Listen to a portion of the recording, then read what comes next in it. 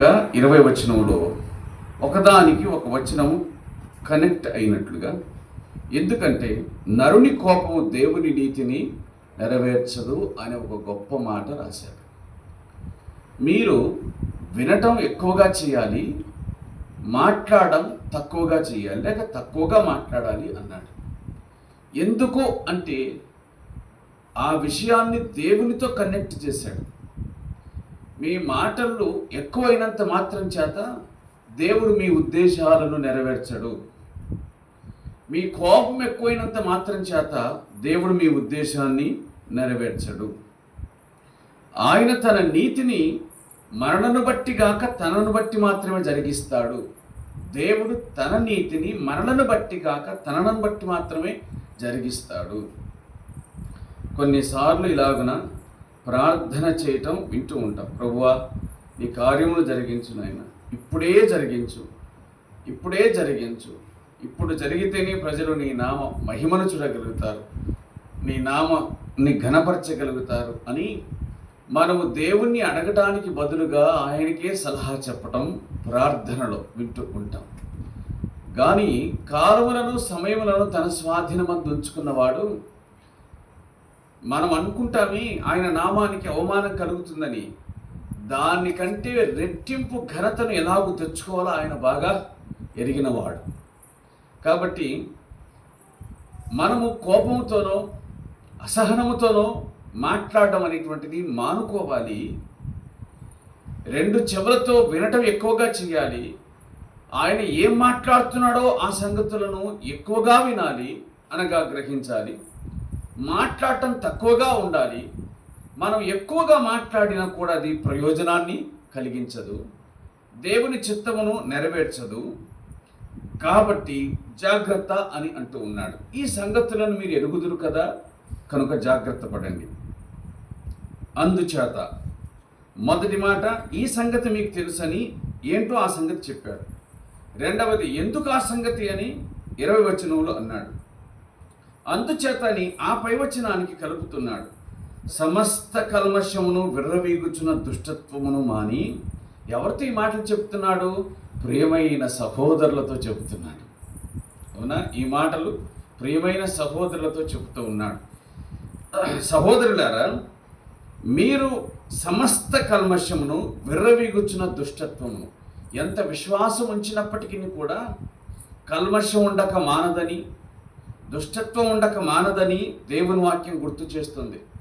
వాటన్నిటిని కూడా సరిచేసుకుంటూ సాగనంపుతూ బ్రతకవలసిన బాధ్యత ఉందనే విషయం దేవుని గ్రంథం గుర్తు చేస్తూ ఉంది. వాటన్నిటిని మానండి. విర్రవీగుచున్న దుష్టత్వం అంటే లోపల ఉన్న దుష్టత్వం వేరు, అది కనిపించింది. విర్రవీగుచున్న దుష్టత్వం అనగా లోపల నుంచి బయటపడి ఈ నోటి మాట ద్వారా మాట్లాడటకు నిదానించవలనని ఉంది. ఆ నిదానం అనేటువంటి దాన్ని మానివేసి బయటపడడం ప్రారంభమవుతుందన్నమాట. విర్రవీగుచున్న దుష్టత్వము మనిషి హృదయములో నుంచి విర్రవీగుచున్న దుష్టత్వము మాటల ద్వారా కనిపిస్తుంది. చూద్దాం నీ కథ అన్నట్లుగా. హృదయము నిండిన దానిని బట్టే కదా నోరు మాట్లాడుతుంది. దుష్టత్వం హృదయములో ఉంటే మాట కూడా దుష్టత్వంగానే ఉంటుంది. కల్మషం హృదయంలో ఉంటే బయటపడేది కూడా కల్మషమే. మన బోరు బావిలో ఉన్నటువంటి నీరు అది ఎట్లుంటే దాన్ని మనం పైకి తీసుకుంటాం అంతే. లోపల ఉన్నది తనలో ఉన్న దాన్ని బయటికి పంపిస్తూ ఉంది. హృదయం నిండిన దానిని బట్టి నోరు మాట్లాడుననే మాట అక్షర సత్యం. కాబట్టి మీరు మీ నోటి మాటలను మానివేయండి, మాటల దుష్టత్వాన్ని మానివేయండి, మాటల కల్మషాన్ని మానివేయండి అంటూ మానవలసిన వాటిని చెప్పాడు, అంగీకరించవలసిన దాన్ని చెప్పాడు. మీ మాటలను మానివేయండి, దేవుడి మాటలను అంగీకరించండి. ఎలాగున? లోపల నాటబడి. ఇప్పుడు మీ లోపల దుష్టత్వం కల్మషం ఉంది. అందుచేత మీరు వాటిని మానివేసి లోపల నాటబడి మీ ఆత్మలను రక్షించుటకు శక్తిగల వాక్యమును సాత్వికముతో అంగీకరించండి. ఇక్కడ విర్రవీగుచున్న దుష్టత్వం అనే మాట వ్రాయబడింది, దాని క్రింద సాత్వికం అనే మాట వ్రాయబడి ఉంది. కాబట్టి మానవలసినవి ఉన్నాయి. కల్మషం మానాల్సింది, దుష్టత్వం మానవలసింది. అంగీకరించాల్సింది ఏమిటి అని అనగా దేవుని శక్తి గల వాక్యం. ఏ విధంగా? సాత్వికముతో అంగీకరించండి అన్నాడు. విశ్వాసులు విశ్వాస సంబంధమైన లక్షణములను కలిగి ఉండాలి. ప్రకృతిలోని ఏది కూడా ధర్మ విరుద్ధంగా ప్రవర్తించదు. అదేమిటి అంటే, మనకు తెలిసి ఏ ఫలవృక్షం కూడా మరో రుచిని మనకు అందించదు, దాని రుచిని మాత్రమే అది అందిస్తూ ఉంది. అది మనం ఎరిగినటువంటి సత్యమే. నిమ్మ చెట్టు ఎప్పుడు తీపి నిమ్మకాయలు కాయదు, అవునా? ఎందుకంటే అది దానికి విరుద్ధమైనటువంటిది. ఒక విశ్వాస జీవితంలో దుష్టత్వమునకు సాత్వికమునకు రెండింటికి చోటు ఉండదు. ఉంటే ఏదో ఒకదానికి మాత్రమే చోటు ఉండాలి. కానీ ఉండవలసినది ఏమిటి అనగా సాత్వికం అని అన్నాడు. ఆ సాత్వికముతో మీరు వాక్యమును అంగీకరించండి అంటూ వాక్యమునకు కూడా గుణ విశేషణ చెప్పాడు. ఏమిటా గుణ విశేషణం అంటే శక్తి గల వాక్యం అని అన్నాడు. దేవుని వాక్యం ఎలాంటిది? శక్తి కలిగిన వాక్యం. ఉదయకాలమును కూడా చూడగలిగినాం ఆ మాటలు. పౌలు తిమోతికి రాసిన 2వ పత్రికలో 3వ అధ్యాయం 15వ వచనంలో ఆ మాటను చెప్పాడు. రక్షణార్థమైన జ్ఞానము నీ కలిగించు శక్తిగల పరిశుద్ధ లేఖనములు అన్నాడు. శక్తిగల పరిశుద్ధ లేఖనములు, దేవుని వాక్యము శక్తి కలిగినది అని దైవగ్రంథం గుర్తు చేస్తూ ఉంది. హెబ్రీ పత్రిక 4వ అధ్యాయం 12వ వచనం వ్రాయబడిన మాట, దేవుని వాక్యము బలమైనది అనే విషయం దైవగ్రంథం చెబుతుంది. ఎందుకనగా దేవుని వాక్యము సజీవమై బలము కలదై. కాబట్టి దేవుని వాక్యము శక్తి కలిగింది, దేవుని వాక్యము బలము కలిగింది. మన హృదయములను ఛేదించగలిగిన శక్తి దేవుని వాక్యమునకు ఉంది అని మనం గ్రహించాలి.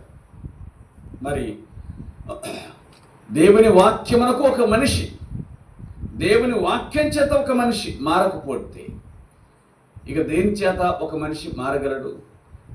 దేవుని వాక్యం దుష్టత్వాన్ని తొలగించకపోతే ఒక వ్యక్తి దేని చేత తన దుష్టత్వాన్ని తొలగించుకొనగలడు? అది అసాధ్యమైనటువంటి విషయం. కాబట్టి దేవుని వాక్యమే శక్తి కలిగినది అని సంగతి మనకు అర్థమవుతుంది. కాబట్టి ఆ వాక్యమును మొదట విన్నాము, అంగీకరించాము, ప్రభువును రక్షకునిగా స్వీకరించాము. కనుకనే మనం ఈ స్థలమందు ఇక్కడ ఉన్నాం. అంతటితో సరిపోలేదు. ప్రారంభపు వాక్యము మాత్రమే శక్తి కలిగినది కాదు, కొనసాగించబడుచున్న వాక్యము కూడా దేవుని శక్తి కలిగింది. అందుచేత ఈ శక్తి కలిగిన వాక్యమును మనం నిరంతరమును వినుచు ఉండాలి, అంగీకరిస్తూ ఉండాలనే విషయం దైవ గ్రంథం గుర్తు చేస్తుంది. ప్రారంభంలో నేను ఇక్కడికి వస్తూ ఉన్నప్పుడు మరి వెదుల్లపల్లి నుంచి దేవుని సేవకుడు సుధాకర్ గారు వచ్చారు. ఆయన సాక్ష్యం చెబుతూ ఒక మాట ఇలాగున అన్నాడు. అదేమిటంటే, పోలీసు వారి దెబ్బలు నా హృదయాన్ని మార్చలేదు. ఒక సందర్భంలో వారు పేల్చిన తుపాకీ గుండు ఇలాగున నా పొట్టను రాసుకొని వెళ్ళింది. అది కూడా, ఆ భయం కూడా నన్ను మార్చలేదు. కానీ ఒకానొక దినము సాయంకాలమున నేను వెళ్ళి మందిరంలో కూర్చుండగా అక్కడ దేవుని దాసుడు చెబుతున్నటువంటి వాక్యము నా జీవితాన్ని మార్చివేసింది అని ఆయన చెప్పిన మాట ఇప్పటికీ గుర్తుంది. కాబట్టి మనుషుల చట్టం ఒక మనిషి హృదయాన్ని మార్చదు.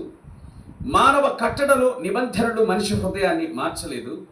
ఒక కరుడు గట్టిన దొంగ హృదయాన్ని మార్చగలిగింది. ఆ మాటకొస్తే ఎట్టి పాపి హృదయాన్నైనా మార్చగలిగిన శక్తి కేవలం దేవుని వాక్యమునకు మాత్రమే ఉంది.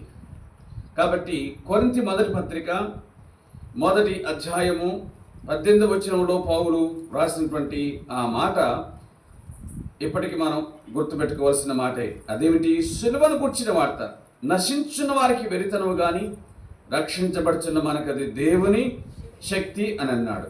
రోమా పత్రిక 1వ అధ్యాయం 16వ వచనములో సువార్త నమ్ము ప్రతివానికి, మొదట యూదునికి, తర్వాత గ్రీసు దేశస్థునికి అది రక్షణ కలుగజేయుటకు దేవుని శక్తి, దేవుని శక్తి.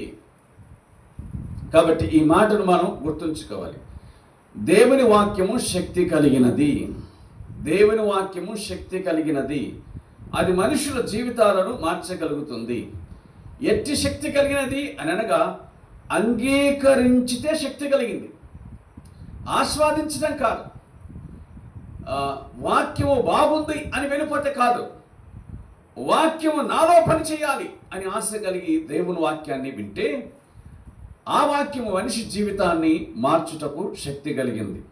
కనుక మీ దుష్టత్వాన్ని మానండి, శక్తి కలిగిన దేవుని వాక్యాన్ని అంగీకరించండి.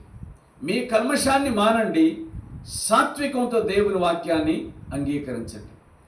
మీ మాటలు మీ జీవితాన్ని మార్చలేవు, దేవుని మాట మాత్రమే మీ జీవితాన్ని మారుస్తూ ఉంది.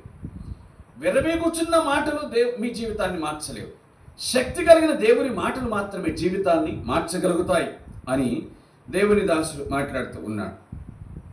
22వ వచనం, మీరు వినువారు మాత్రమే ఉండి మిమ్మల్ని మీరు మోసపుచ్చుకొనకుండా వాక్య ప్రకారం ప్రవర్తించువారునై ఉండండి. 2 రకాల ప్రజలు: విని విడిచిపెట్టేవారు, విని ప్రవర్తించువారు. విని విడిచిపెట్టేవారు, విని ప్రవర్తించువారు. విని విడిచిపెడితే అది ఎలాగుంటుందో ఆ తర్వాత చెప్పాడు. విని విడిచిపెట్టేవాడు ఉదయం లేవగానే అద్దంలో తన సహజ ముఖాన్ని చూసుకున్నట్లుగా కనబడుతుందట. అది ఎలా ఉంటుందో అతనికి తెలిసిపోతుంది. కానీ అర్థం చేసే పని ఏమిటంటే మురికిని చూపించగలుగుతుంది కానీ అది తొలగించదు. మురికిని చూపించగలుగుతుంది కానీ తొలగించదు. కాబట్టి దేవుని వాక్యం శక్తి కలిగింది. ఆ వాక్యమునకు స్పందించగలిగినప్పుడు మాత్రమే ఆ శక్తిని అనుభవించగలుగుతావు. అట్లు కాకపోతే కేవలము నీ ముఖాన్ని అద్దంలో చూసుకొని వెళ్ళిపోయినట్లుగా ఉంటుంది. ఇక ఆ మాత్రము దానికి అర్థం కూడా ఎందుకు? అర్థం ఎందుకుందో ఆ ఉద్దేశాన్ని గనుక నువ్వు గ్రహించకపోతే, దాన్ని నెరవేర్చకపోతే అర్థం ఉండడం కూడా అర్థమే కదా. దేవుని వాక్యం వేడుక కోసం వినేది కాదు, మీటింగ్ల ద్వారా. దేవుని వాక్యం మందిరంలో ఒక వాడుక చొప్పున వచ్చి వినేది కాదు. దేవుని వాక్యం వినవలసినటువంటి హృదయం ఎలా ఉండాలి అంటే, ప్రభువా ఈ దినం నాతో ఏం మాట్లాడతావో, ఈ దినం నేను దేన్ని సవరించుకోవలసి ఉందో, నా జీవితంలో నేను దేన్ని బాగు చేసుకోవాలో దాన్ని నాకు తెలియచేయి, సరిచేసుకునే మనస్సును కూడా నాకు అనుగ్రహించు అని అట్టి వైఖరితో మనం దేవుని సన్నిధికి రావాలి. దేవుని వాక్యమును వినాలి, దేవుని వాక్యమును అంగీకరించాలి, దాని ప్రకారంగా ప్రవర్తించాలి. అట్లు ప్రవర్తించకపోతే వాక్యం చెబుతుంది, మిమ్ముని మీరు మోసపుచ్చుకొని వారు. ఎంత విచిత్రమైన మాట ఇది! అంటే దేవుని వాక్యాన్ని విని ఆ వాక్యం మన దగ్గరికి వచ్చిన తర్వాత దాన్ని మనం అంగీకరించకపోతే, అనుసరించకపోతే దేవుని వాక్యము మనలను ఏమని సంబోధిస్తుంది? మోసగాళ్ళం, అంతే. కాకపోతే మనం ఎవరిని మోసపుచ్చటం లేదు, కానీ మనల్ని మనమే మోసపుచ్చుకొనుచున్న స్వీయ మోసగాళ్ళం అని అర్థమవుతుంది. యాకోబుని గురించి మాట్లాడుతూ తండ్రిని మోసగించాడు, నన్ను మోసగించాడని అంటాం, కానీ మనల్ని మనం మోసగించుకోవటం కూడా అది మోసగించుకోవటమే.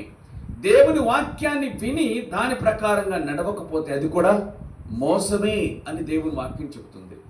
ఈ మోసం ఇతరులకు హాని కలిగించదు, కానీ నిశ్చయంగా నీకు హాని కలిగించేటువంటి మోసం. కాబట్టి అసలు దేవుని పిల్లలు మోసపోవడం ఏమిటి? విచిత్రం కాకపోతే ఇదే మోసం. వాక్యమును విని దాని చొప్పున జీవించకపోతే మోసం. మోసం అనే సంగతిని గుర్తుంచుకోవాలి. విస్తారమైన వాక్యం, గత తరం కంటే మించి విస్తారమైన వాక్యం మనకు అందించబడుతుంది. ఈ తరములో ఉన్న వారికి ఇంకా విస్తారమైన వాక్యం దొరికింది.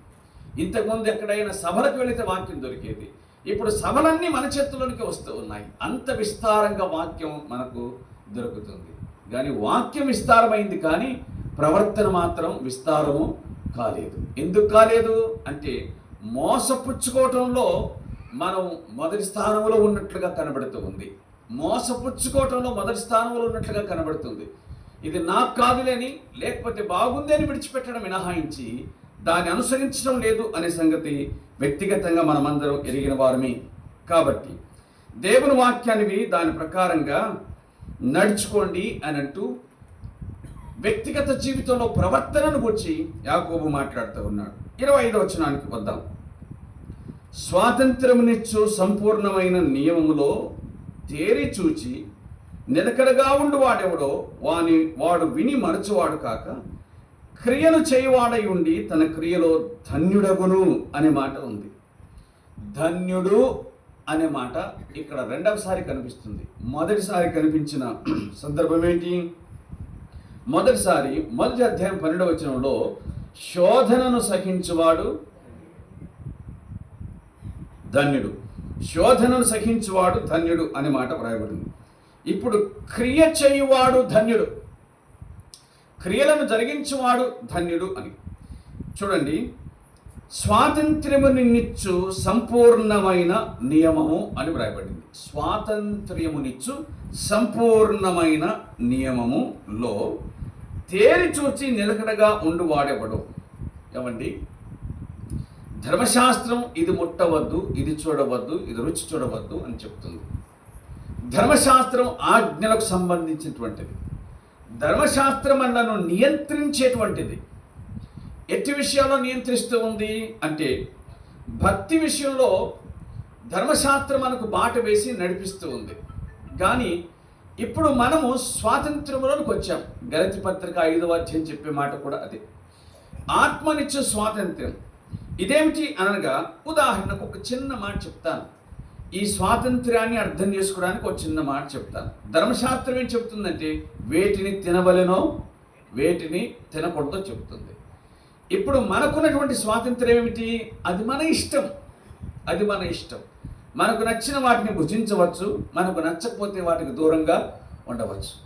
దానిని బట్టి తీర్పు తెచ్చడానికి వీలు లేదు.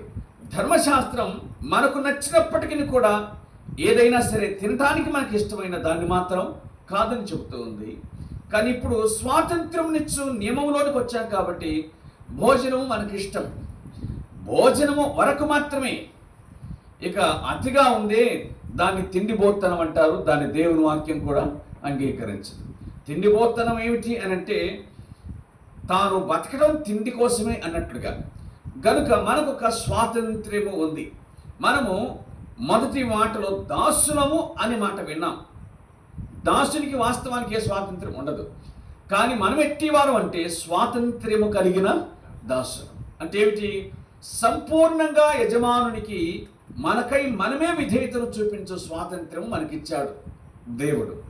అర్థమవుతుంది కదా ఈ మాట? అయ్యా, నువ్వు నన్ను విడిపించావు కాబట్టి ఇక మీదట నేను నీకు దాసులను. ఇది నా ఇష్టపూర్వకమే కానీ బలవంతము కాదు. నాకై నేను నీకు అప్పగించుకొచ్చున్నాను. ఇక మీదట నుంచి నీ చిత్తం చొప్పున మాత్రమే జరిగిస్తాను, నా ఇష్టము కాదు అని.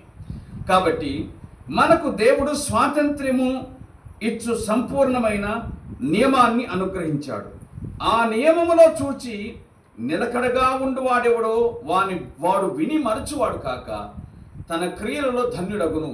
కాబట్టి తనకివ్వబడిన స్వాతంత్ర్యములో చూచి ఇది అవునా కాదా, ఇది చేయదగినదా కాదా అని దాని ప్రకారంగా జరిగించువాడు ధన్యుడై ఉన్నాడు. అంతేగాని వినినప్పటికీ తనకున్న స్వాతంత్రాన్ని ఉపయోగించుకొనక దేవుని వాక్యాన్ని మర్చిపోయినట్టుగా ప్రవర్తించేవాడు మాత్రం క్రియలు చేయడు, క్రియలలో ధన్యుడు కాడు. ఈ మాటలు మీకు అర్థమగును గాక. కనుక ప్రియులారా, మనము క్రియలను చేయవలసిన వారమై ఉన్నాము. మొదటిదేమిటి?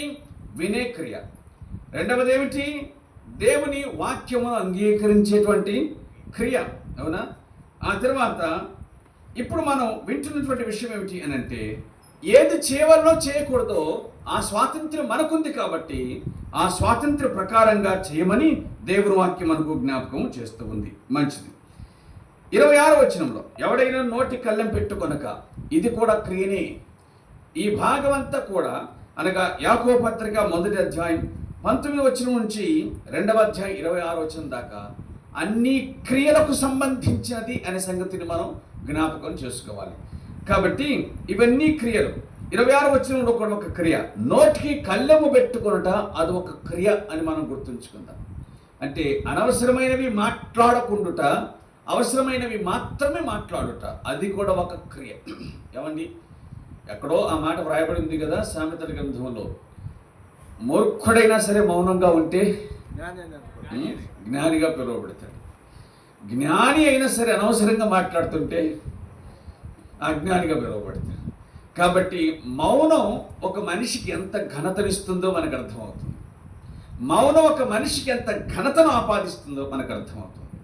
కాబట్టి జ్ఞాని కూడా మాట్లాడుతూ ఉంటే అది అవసరాన్ని బట్టి మాట్లాడితే పర్వాలేదు. జ్ఞాని అయినా సరే అనవసరంగా మాట్లాడితే అతడు అజ్ఞానిగానే ఎంచబడతాడు. ఆయన దగ్గరికి వెళ్ళాలంటేనే మనం భయపడతాం, ఎందుకంటే మనల్ని పట్టుకుంటేక వదలడు అని. కనుక ప్రియులారా, దేవుని వాక్యం చెబుతున్న మాట, నోటికి కళ్ళెము పెట్టుకునుట, కాని మాటలను మాట్లాడకుండుట. యోబు గ్రంథం 31వ అధ్యాయంలో ఆయన చెప్పిన మాట మనం ఎరుగుదుము. ఆయన అన్నాడు, నేను నా కంటికి కళ్ళెం పెట్టుకున్నాను అన్నట్లుగా మాట్లాడాడు. 31వ అధ్యాయం మొదటి వచనంలో నా కన్నులతో నేను నిబంధన చేసుకున్నాను అన్నాడు. కానీ అదే అధ్యాయం 30వ వచనంలో, యోబు 31:30లో, పాపము చేయుటకు నా నోటికి నేను చోటివ్వలేదు అని అన్నాడు. కీర్తనల గ్రంథంలో కీర్తనాకారుడు కూడా సరిగ్గా అదే మాట చెప్పాడు. ఆ మాట ఏమిటి అంటే, భక్తిహీనులు నా ఎదుట ఉన్నప్పుడు నేను నా నోటికి చిక్కం పెట్టుకుంటాను అని అన్నాడు. కీర్తనల గ్రంథము 39వ కీర్తన మరి మొదటి వచనంలో, నా నాలుకతో పాపము చేయకుండానట్లు నా మార్గములను జాగ్రత్తగా చూసుకుందును, భక్తిహీనులు నా ఎదుట ఉన్నప్పుడు నా నోటికి చిక్కము. కనుక నోటికి చిక్కము పెట్టుకొనుట అవసరం. మన మాటలకు మితం, మన మాటలకు హద్దు ఉండుట అది అవసరం. అసలు ఒక మాట తెలుసు కదా, ఇలా ఊహించుకుంటే, మనిషికి మాట్లాడడానికి నోరు లేకుండా ఉంటే అసలు సమస్యలే. మనిషికి తినటానికి ఉండాలి నోరు, కానీ మాట్లాడడానికి నోరు ఉండకుండా ఉండింటే అసలు సమస్యలే ఉండేటివి కాదు, మీటింగ్లు కూడా ఉండేటివి కాదు. కానీ సమస్య ఉందని చెప్పి అవసరమైన దాన్ని మనం తొలగించలేం కదా. దేవుడు మనకు నోటినిచ్చాడు సద్వినియోగం చేసుకోవటానికి, దుర్వినియోగం చేసుకోవటానికి కూడా కాదు. కాబట్టి నోటికి కళ్ళెము పెట్టుకొనక హృదయమును మోసపరచుకొనొచ్చు. రెండవసారి స్వీయ మోసం, రెండవసారి తనను తాను మోసపరచుకొనుట అని మాట కనబడుతుంది. ఏమిటి? వినిన దానిని మరచిపోతే మోసపుచ్చుకోవటం. తన నోటిని పారవేసుకుంటే ఒక విశ్వాసి మోసపుచ్చుకోవటం, తన హృదయాన్ని మోసపుచ్చుకోవటం. ఎవడైనను తన నోటి కళ్ళెం పట్టుకొనక తన హృదయమును మోసపరచుకొనొచ్చు. భక్తి గలవాడను అని అనుకుంటే అతని భక్తి వ్యర్థమే. యాకోబు ప్రాక్టికల్ మ్యాన్, అంటే ఆచరణీయమైనటువంటి వ్యక్తి, అనుసరించేటువంటి వ్యక్తి. కేవలం చెప్పువాడు కాదు, వినువాడు కాదు, ఆయన అనుసరించువాడు. కాబట్టి తన పత్రిక అంతా కూడా అనుసరణీయమైన సంగతులను రాశాడు. ప్రాక్టికల్ మ్యాటర్స్, అనుసరించదగినటువంటి సంగతులను యాకోబు ఎక్కువ విషయాలను రాశాడు. ఒక మాట చెప్పాల్సి వస్తే ఆయన రాసినవన్నీ అవే అని చెప్పాలి. మనము నడుచుకోవలసిన జీవన విధానమును గురించి, మనం ప్రవర్తించవలసిన పద్ధతిని, క్రమమును గురించి ఆయన రాశాడు. నోటికి కళ్ళెం పెట్టుకుంటే మంచిది, లేకపోతే ఒకడు తన హృదయాన్ని మోసపరుచుకుంటాడు, వాని భక్తి వ్యర్థమే అన్నాడు. అర్థమైంది కదా ఈ మాట? ఇది భక్తి పరులకి ఆయన రాసినటువంటి మాట. చదిరిపోయిన 12 సొంత గోత్రికులకు ఆయన రాసినటువంటి మాటలు ఇవి. భక్తి పరులను చెప్పుకున్న ప్రతి వ్యక్తి కూడా తన నోటిని జాగ్రత్తగా ఉంచుకోవాలి. ఎందుకంటే హృదయం నిండిన దానిని బట్టి నోరు మాట్లాడుతుందనే మాట ప్రకారంగా ఒక వ్యక్తి తన హృదయాన్ని కంట్రోల్ చేసుకోలేకపోతే తన నోటిని కూడా కంట్రోల్ చేసుకోలేడు. దానిని బట్టి అతడు మోసపుచ్చుకున్నవాడు అవుతాడు అని వ్రాయబడి ఉంది. 27వ వచనం అండి, చాలా శ్రేష్టమైన మాట. ఏమిటంటే, తండ్రి అయిన దేవుని ఎదుట పవిత్రమును నిష్కలంకమునైన భక్తి అని రాశాడు. వ్యర్థమే, భక్తి వ్యర్థమే అని రాశాడు. వ్యర్థ భక్తి ఏమిటి అని అంటే, నోటిని అదుపు చేసుకోకుండా నేను కూడా భక్తిపరుడను అని అనుకుంటే అది వ్యర్థం.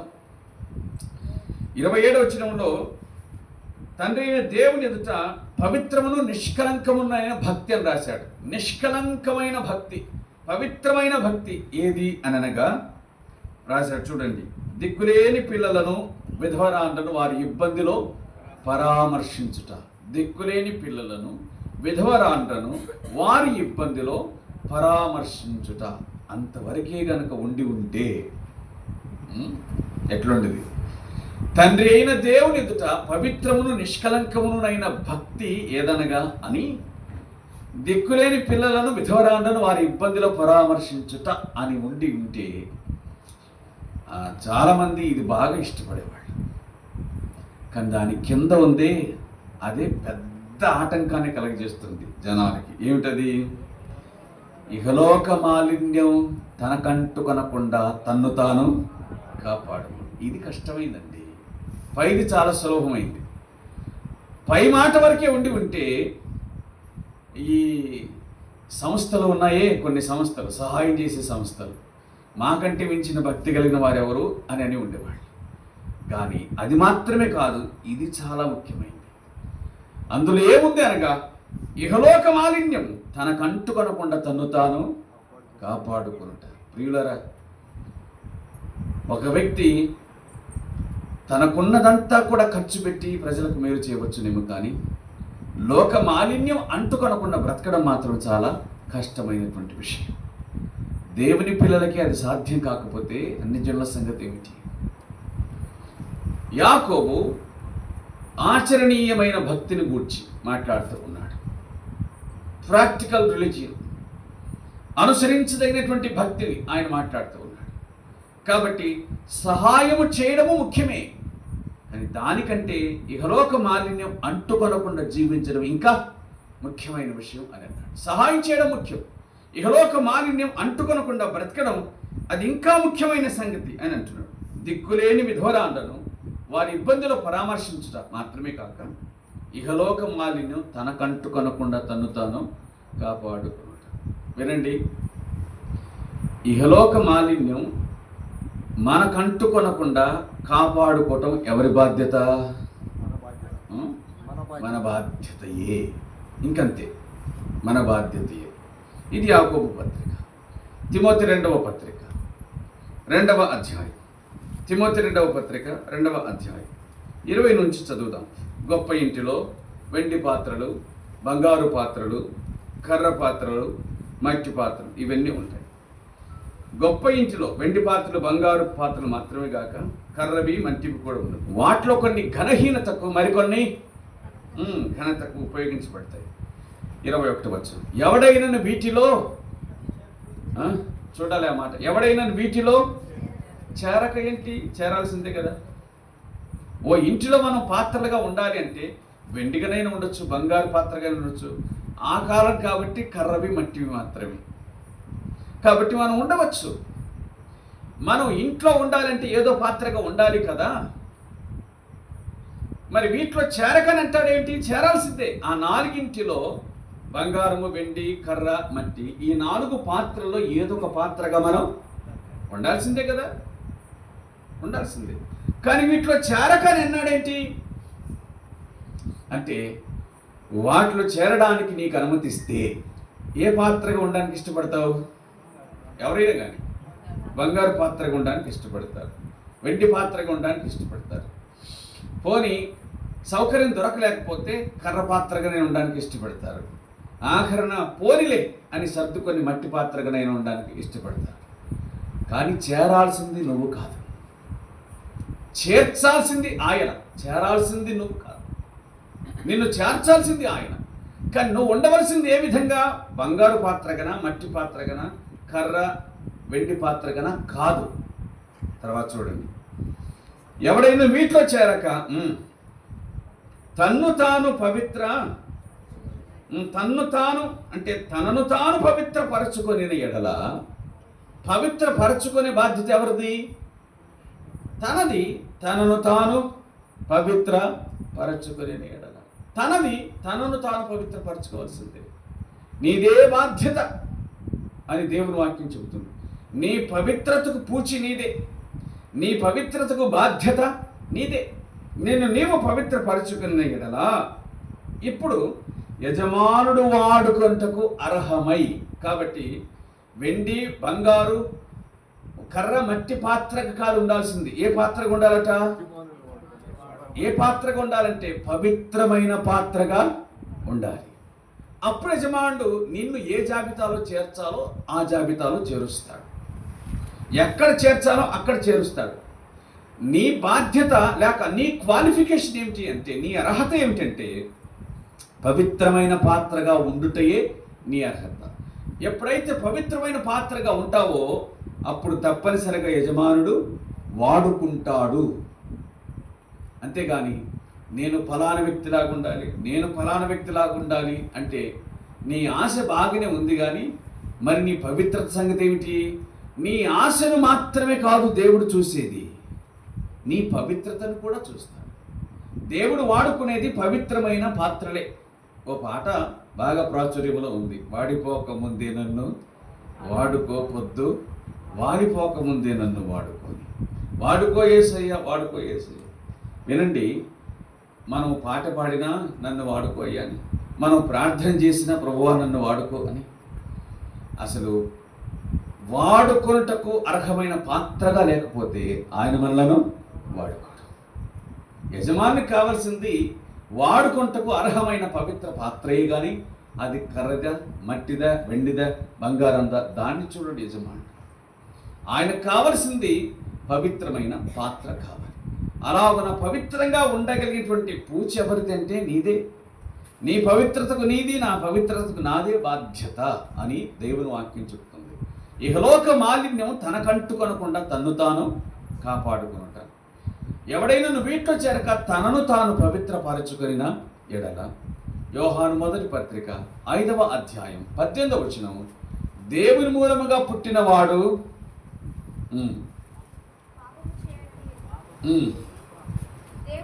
దేవుని మూలముగా పుట్టినవాడు, అది సంగతి. దేవుని మూలముగా పుట్టినవాడు తన్ను భద్రం చేసుకొనును. బాధ్యత ఎవరిది? తనదే. దేవుని మూలముగా పుట్టినవాడు తనను తాను భద్రపరుచుకుంటాడు. కాబట్టి తర్వాత మాట ఏంటి?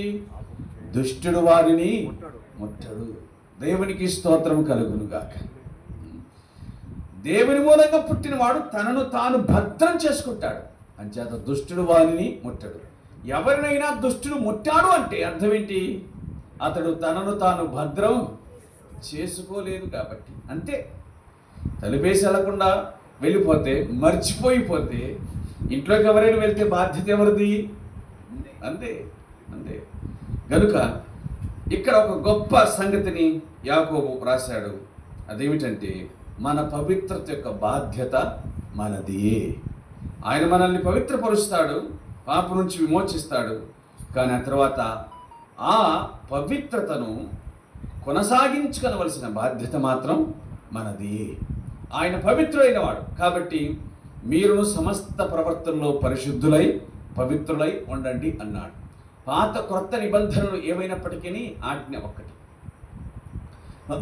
లేవియకాండం 11:44 సమస్త ప్రవర్తన మీరు పరిశుద్ధులై ఉండండి అని అన్నాడుగా. లేవియకాండం 11వ అధ్యాయం 44వ వచనాన్ని చదివితే, నేను పరిశుద్ధుడనై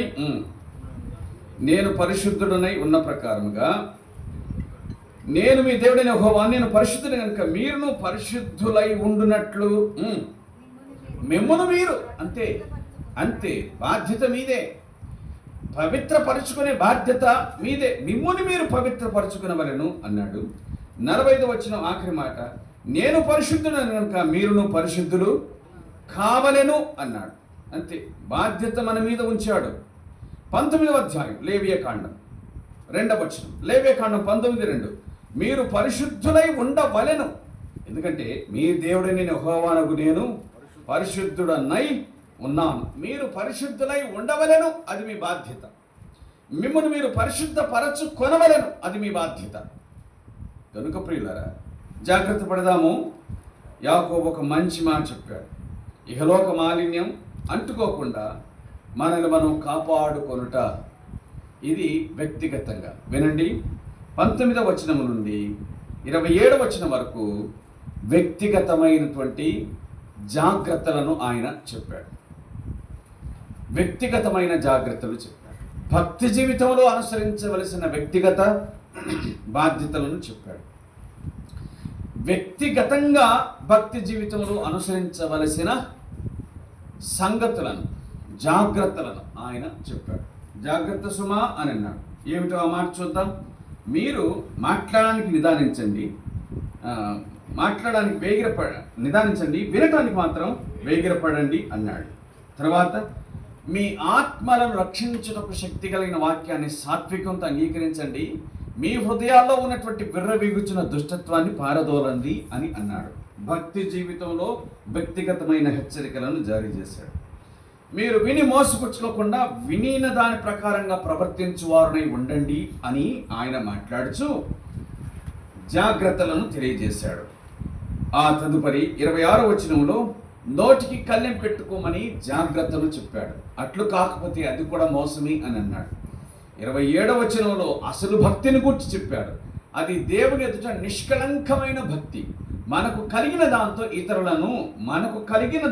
ఇతరులను ఆదుకోవడం. అలాగే ఆ సందర్భంలో అపవాది ప్రవేశించే అవకాశం కూడా ఉంది కాబట్టి మనల్ని మనం కాపాడుకోవటం అంటూ ఆయన వ్యక్తిగత సంగతులను చెప్పాడు. ఆ సంగతులను చెప్పకముందే ఇలాగన్నాడు, నా ప్రియ సహోదరులారా, ఈ సంగతిని మీరు ఎరుగుదురు, మీకు తెలిసిన వాటిని నేను చెబుతున్నాను అని ఆయన తెలిసిన వాటిని గురించి హెచ్చరించాడు. ఇక రెండవ అధ్యాయానికి రాగా నా సహోదరులారా, మహిమ స్వరూపకు మన ప్రభువైన యేసుక్రీస్తును గుర్చిన విశ్వాస విషయంలో మోమాటం గలవారై ఉండకండి అన్నాడు.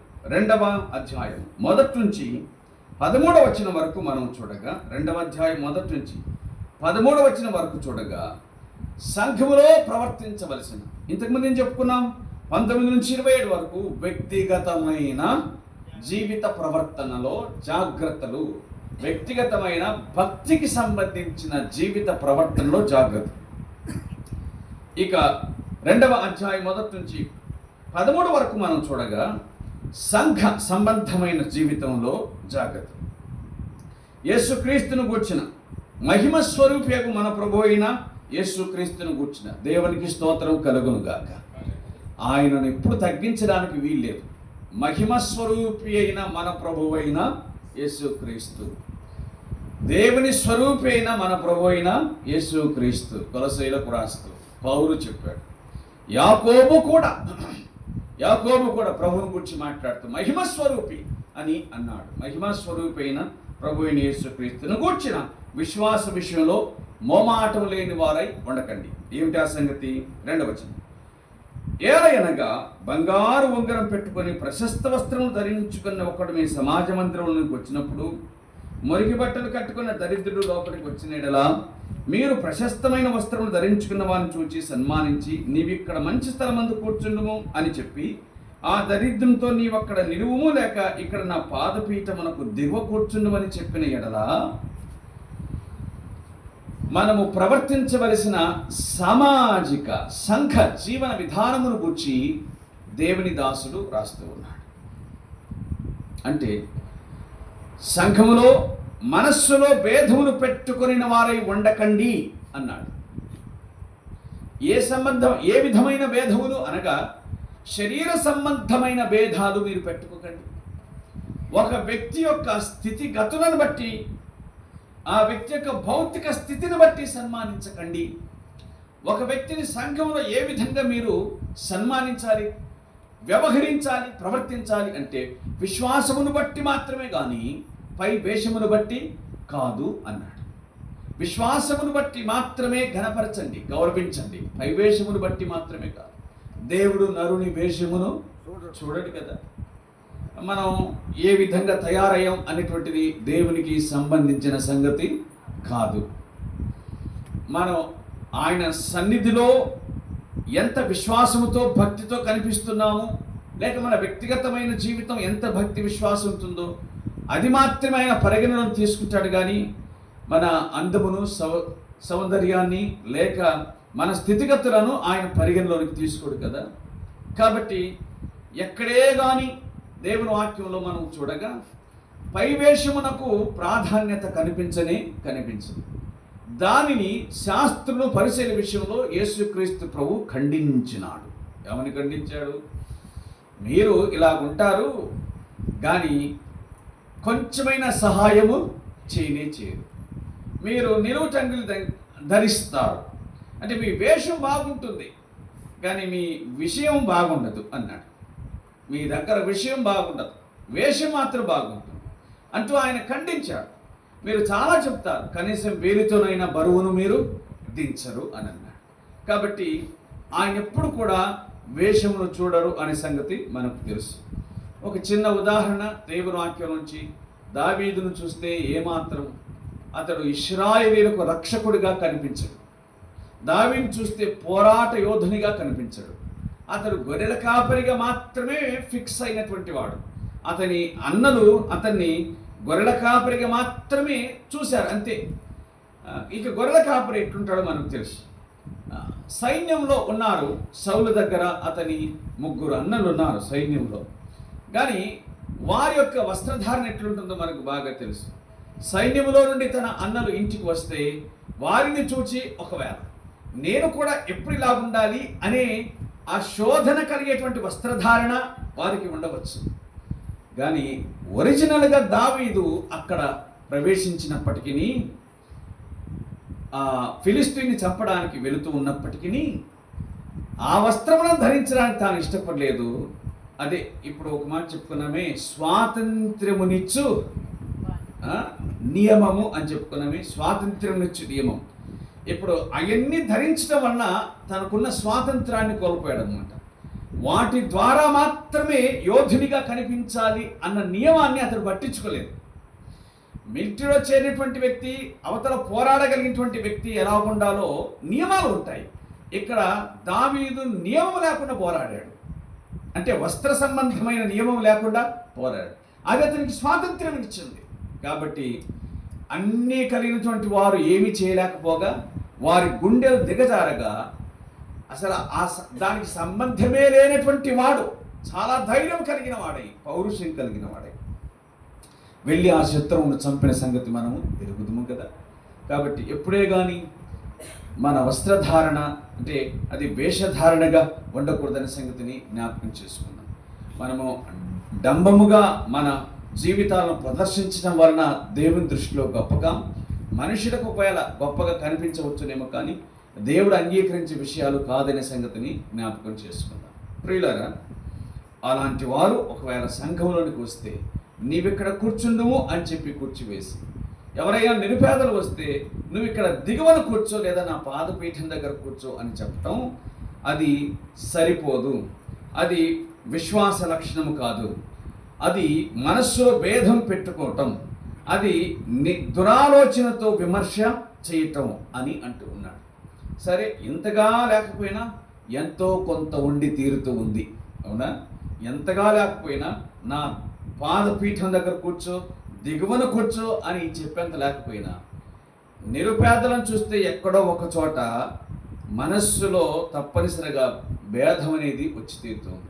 మనం బాగా ముస్తాబైనటువంటి వాళ్ళను, నాగరికంగా కనిపించే వాళ్ళను పలకరించడానికి, మాట్లాడడానికి ఇష్టపడతాం. కానీ కొంచెము మొరటుగాను అనాగరికంగాను కనిపిస్తే వారి వస్త్రధారణను బట్టి, వేషధారణను బట్టి, వస్త్రధారణను బట్టి మనం వారిని తక్కువ చూడటం అనేటువంటిది అన్ని చోట్ల జరుగుతున్నటువంటి విషయమే. 2000 ఏళ్ల క్రిందట యాకోబు దానిని రాశాడు, రికార్డు చేశాడు. ఇప్పుడు జరిగేదాన్ని అప్పుడు రికార్డు చేశాడు. ఇప్పుడున్నాయా మంచి మంచి వస్త్రాలు? అప్పుడున్నాయా? ఇప్పుడున్నాయా మంచి మంచి వస్త్రాలు? అప్పుడున్నాయా? అప్పటికంటే మించిన వస్త్రాలు ఇప్పుడున్నాయి. అప్పటికంటే మించిన వస్త్రధారణ ఇప్పుడు కనబడుతూ ఉంది. విమర్శ అనుకోకండి, కానీ లోగడ మరి 30 సంవత్సరాల క్రితం దాకా, 20 సంవత్సరాల క్రితం దాకా మరి దైవ సేవకులందరూ కూడా చాలా చక్కగా సాధారణంగా వస్త్రాలను ధరించేవారు. ఇప్పుడు 1, 2, 3 వేసుకుంటే కానీ బయటికి రావట్లేదు. ఒకదాని మీద ఒకటి వేసుకుంటే కానీ అది ఘనతగా భావించు ఉన్నారు. మనకు రావలసిన ఘనత ఒకడు తనను తాను కాపాడుకొనుటలో, పరిశుద్ధత యందు తనను తాను కాపాడుకొనుటలో, అంతకు మించి మినహాయించి చక్కగా ఉండటం ఎప్పుడు తప్పు కాదు. కానీ తనను తాను అధికముగా అలంకరించుకుంటారు. అది స్త్రీలైనా పురుషులైనా దేవుని వాక్యం అంగీకరించదని గుర్తుంచుకోవటం మంచిది. ప్రియులారా, అది ఏం చేస్తుంది అని అనగా నిన్ను బలవంతంగా ఘనపరిచేటట్లుగా చేస్తుంది. అర్థమైంది నా మాట? నిన్ను బలవంతంగా ఘనపరిచేటట్లుగా చేస్తుంది. అయ్యగారు చాలా టిప్ టాప్గా వచ్చారు, ఆయన గారు కింద కూర్చుంటారా? కూర్చోలేరు కదా, అవునా?